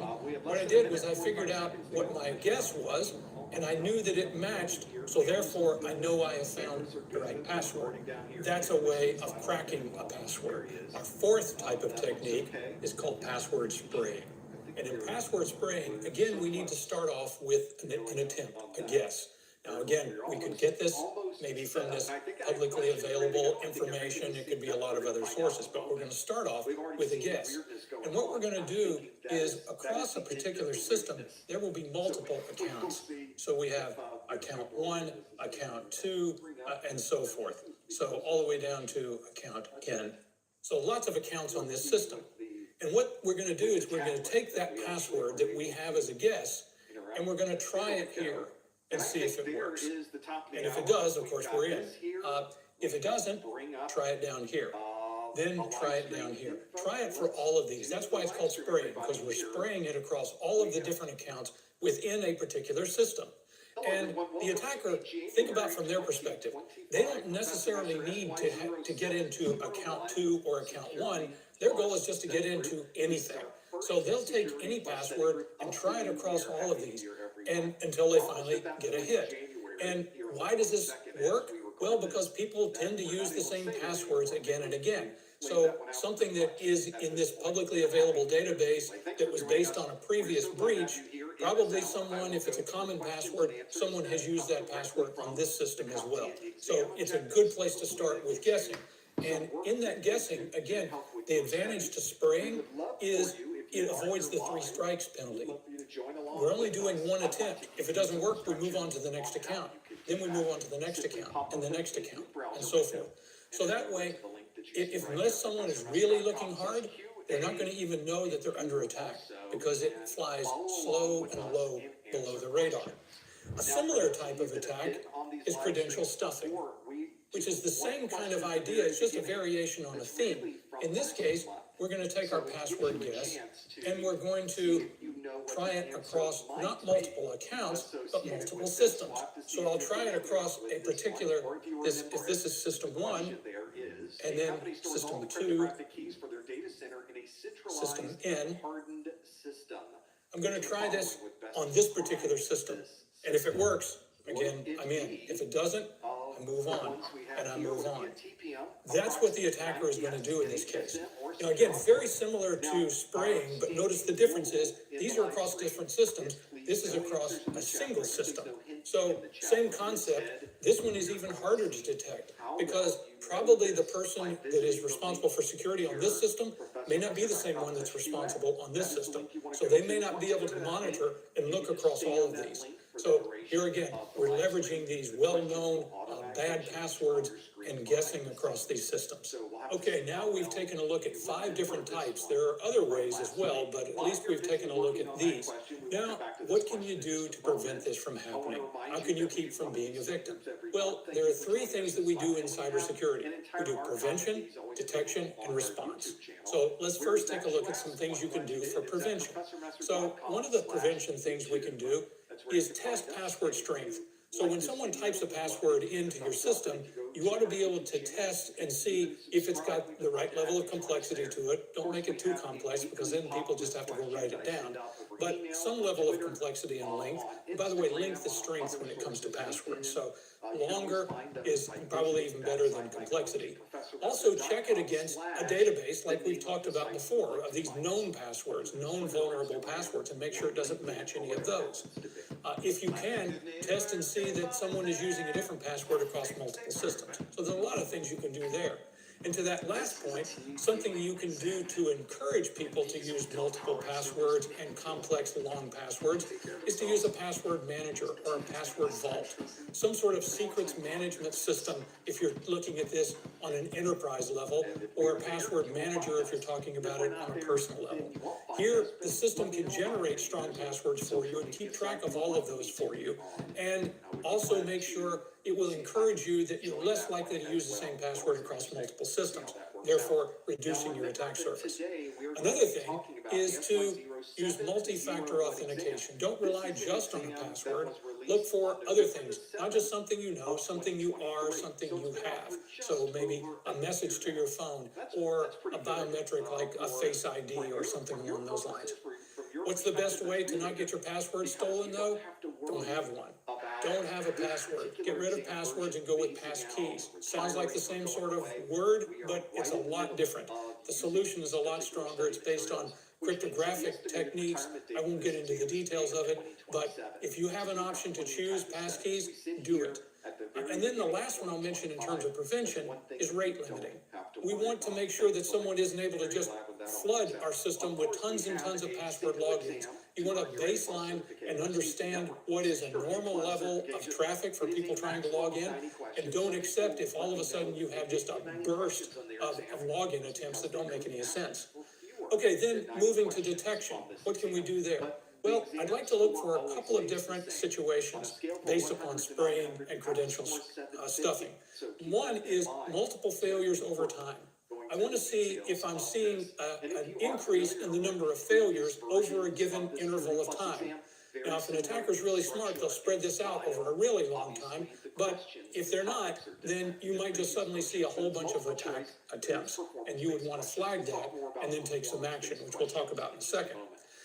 Also, another thing you could be looking for is multiple failures over the account space. So on a particular system, you would be looking for, did I have a failure on one account, then another account, then another account, and another account? That would be a surefire sign that we're looking at a password spraying attack. By the way, patent pending on that one, so stay tuned. Now, let's move on the response side. What could you do on this? Once you've discovered that you're under attack, what should you be doing? Well, one of the things you want to do is block suspicious IP addresses. Because you know if you're seeing tons of logins from one place all at one time, that's probably a bad actor. So let's just block that IP. Disable compromised accounts is another.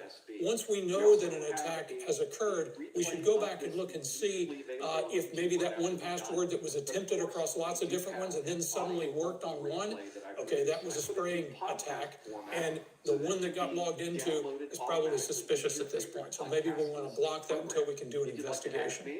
And then ultimately, if we know an account has been compromised, we lock it out, we force a password change. So that way, the attacker can't use the information that they already have to get into the system. So there you have it. Lots of ways for attackers to get in and lots of ways for you to keep them from doing it. Do these things and you'll make life a lot harder for the bad guys, and that's how we want it to be. It's timestamps of exactly what we are doing and Now, I do like the way he explained that, because most of these objectives you'll see on the CYSA exam, as far as the information that he provided on how to identify if somebody's trying to get into the system with password spring, multiple login attempts in a short amount of time. Questions like, what's the easiest thing to implement when you see that you may be having a password attack? Multi-factor authentication.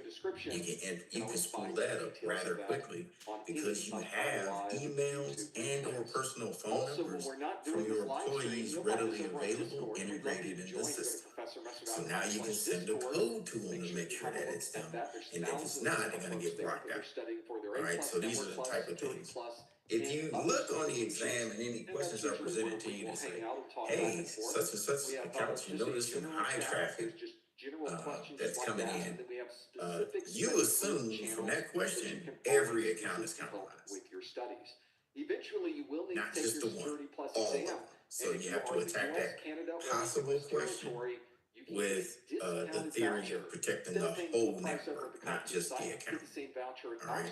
So if we're looking here where we left off at Save a little bit of money.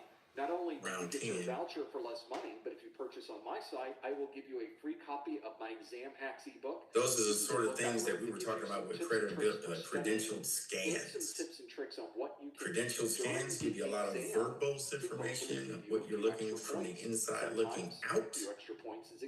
Some things that you can possibly identify, or some failures or some vulnerabilities that may allow a hacker to get into the system and steal key things like network traffic, to look at it to see if any passwords or logins have been in plain text where somebody could steal it, take that, and then try to flood your network with possible combinations.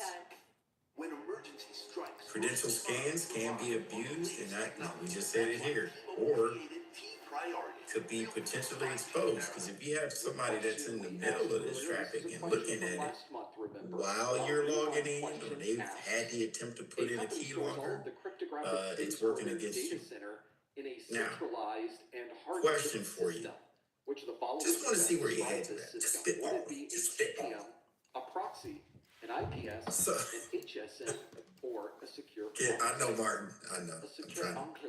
Let's see what your answers Do y'all think y'all can identify keyloggers on your network, either software or hardware? An HSM is the right answer. Mike's like, heck no. 32% of you, let's do a pie chart so we can see this a little bit better.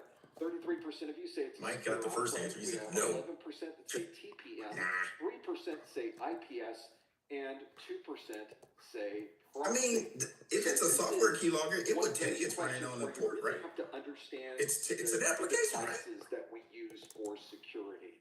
And these devices for security really focus Kevin goes with the political answer. different I'm sure somebody capabilities could. depending on what you're trying to do. It's not me. You have a lot of cryptographic keys. Maybe you have all of the keys for all of your server. You're correct. Something a trigger would have to install it, probably with a proper application design for that. An HSM.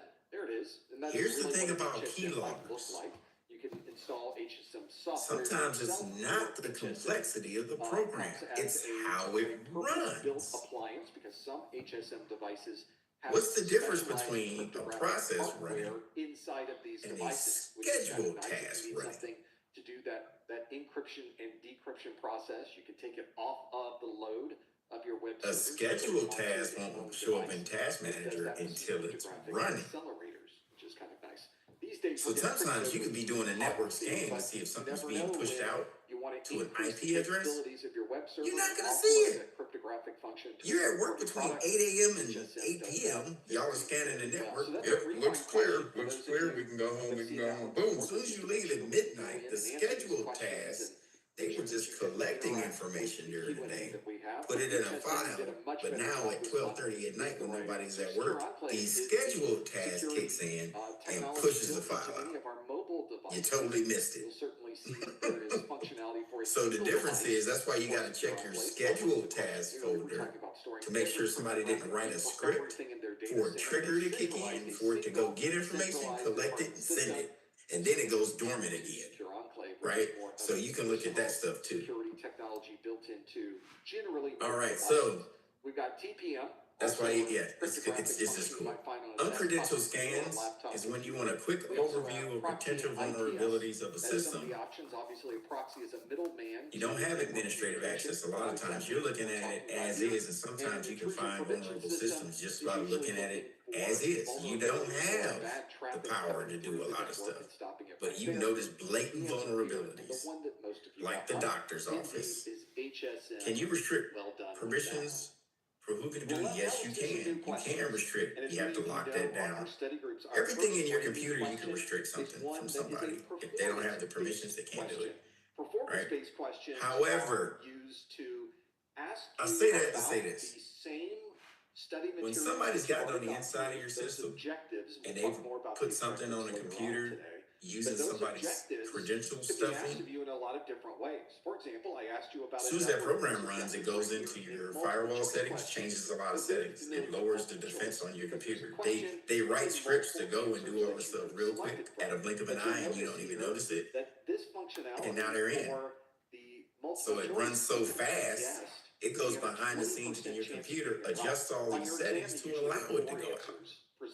So sometimes you don't know what you're looking at. You don't know what you're looking at unless you go back to baselines. The folks at CompTIA want to make things a little bit harder than that on you. We don't want to give and then with that, so between these two, you may see a question on the exam related to pros and cons of each of the credential scan and the uncredential scan. You won't be put in a command prompt because there are no command prompts. Now, you may have an agentless. You may have an agentless scan. This is the simplest to do. It collects information from endpoints using SSH, WMI, Windows management interfaces, SNMP track messages. Most organizations will prohibit this. If you know the material, network firewalls can block communication, which will help you, or you can get the agent-based, meaning you have to download the client software, add the telemetry when it's pulled to point to an IP address for collection, and then from there it's parsed, organized, filtered, SOAR orchestrates, reports go out, boom. All right, so now you can start seeing different indicators of attack.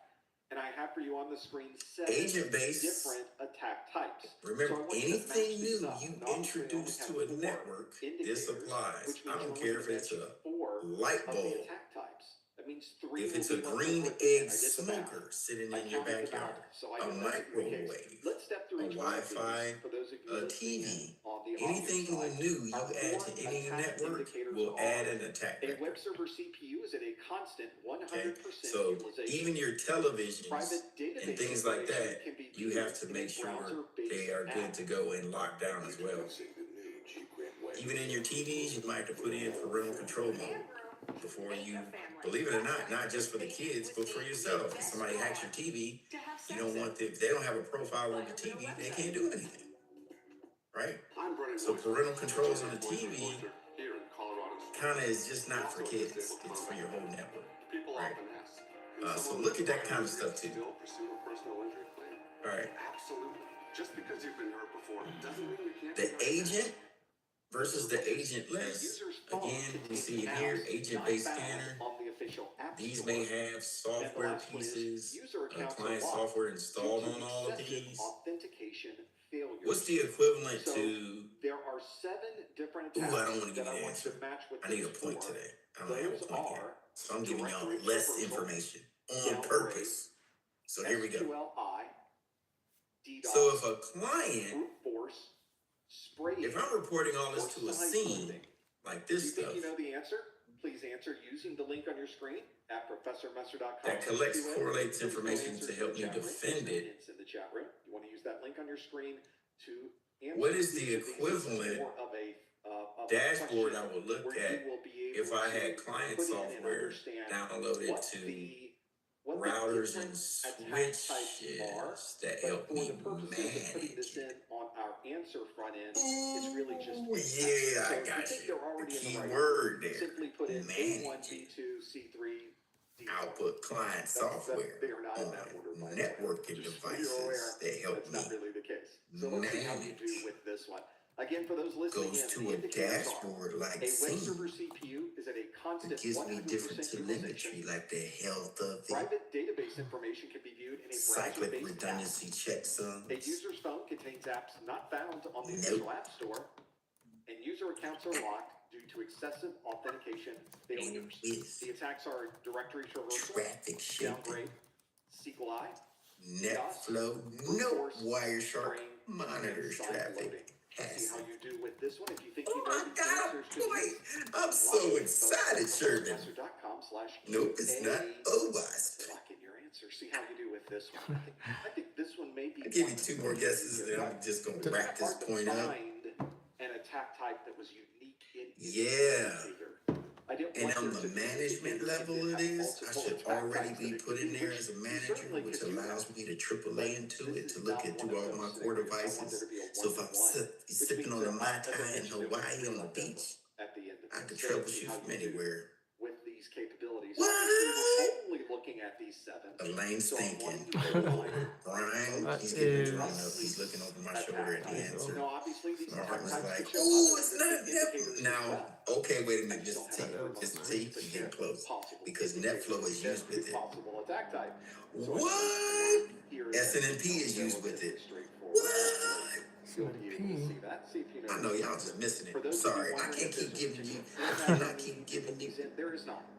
Radius attack as is used with it. More so, Taco Tuesday. The Taco Tuesday. I'm not compiling. It authenticates for server administration. We'll never really know. I guess we will really know if I go back and look at them, but I'm not counting them up just because it's a little more. But it's not just the server I'm looking at. One more answer, and then I'm gonna chalk up this point. Martin, step away from the computer. I know. He always comes in like. So let's see how you did with this question again. He's the sixth man. No, it's not the sixth man. Okay, great. 1.3. OMS. We are looking at. CPU is at a constant 100% utilization. Private database information can be viewed in a browser-based app. A user's phone contains apps not found on the official app store, and user accounts are locked due to excessive authentication failures. Are these directory traversal, downgrade, DDoS, brute force, spraying, or sideloading? SD1. No chance on that. Then you're going to tell Fake me. news.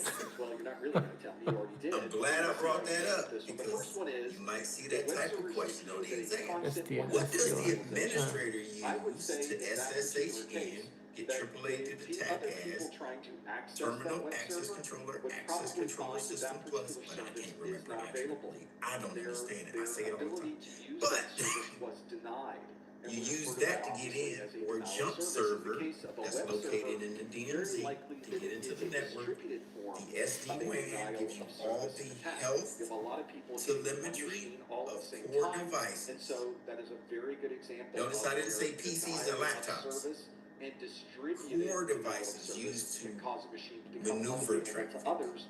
And if it's Routers a and constant switches, 100% wireless access utilization, points, it things of that probably nature. is And you can manage them or troubleshoot them from there. probably a problem. And do small Next configurations. one on our list is Okay, a so yeah. private database information Woo! can be Wait used a in a minute. I'm so browser-based happy. app. Now normally, if we're on this configuration and people are accessing a database app the way they are supposed to. Wait a minute, that's fine, exclamation but point. how How are did I they do able that? to gain Wait a minute. access to private information that they would normally not have access to?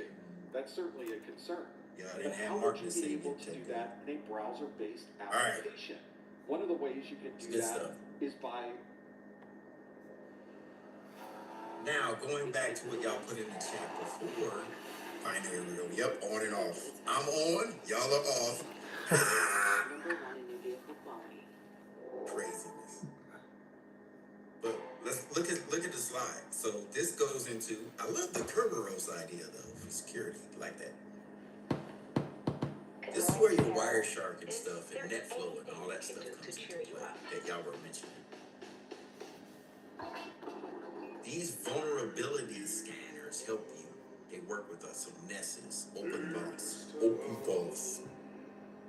Right? working around the Wallace. code of the application itself. Enumerating Being able to find ways services to or not apps. find exactly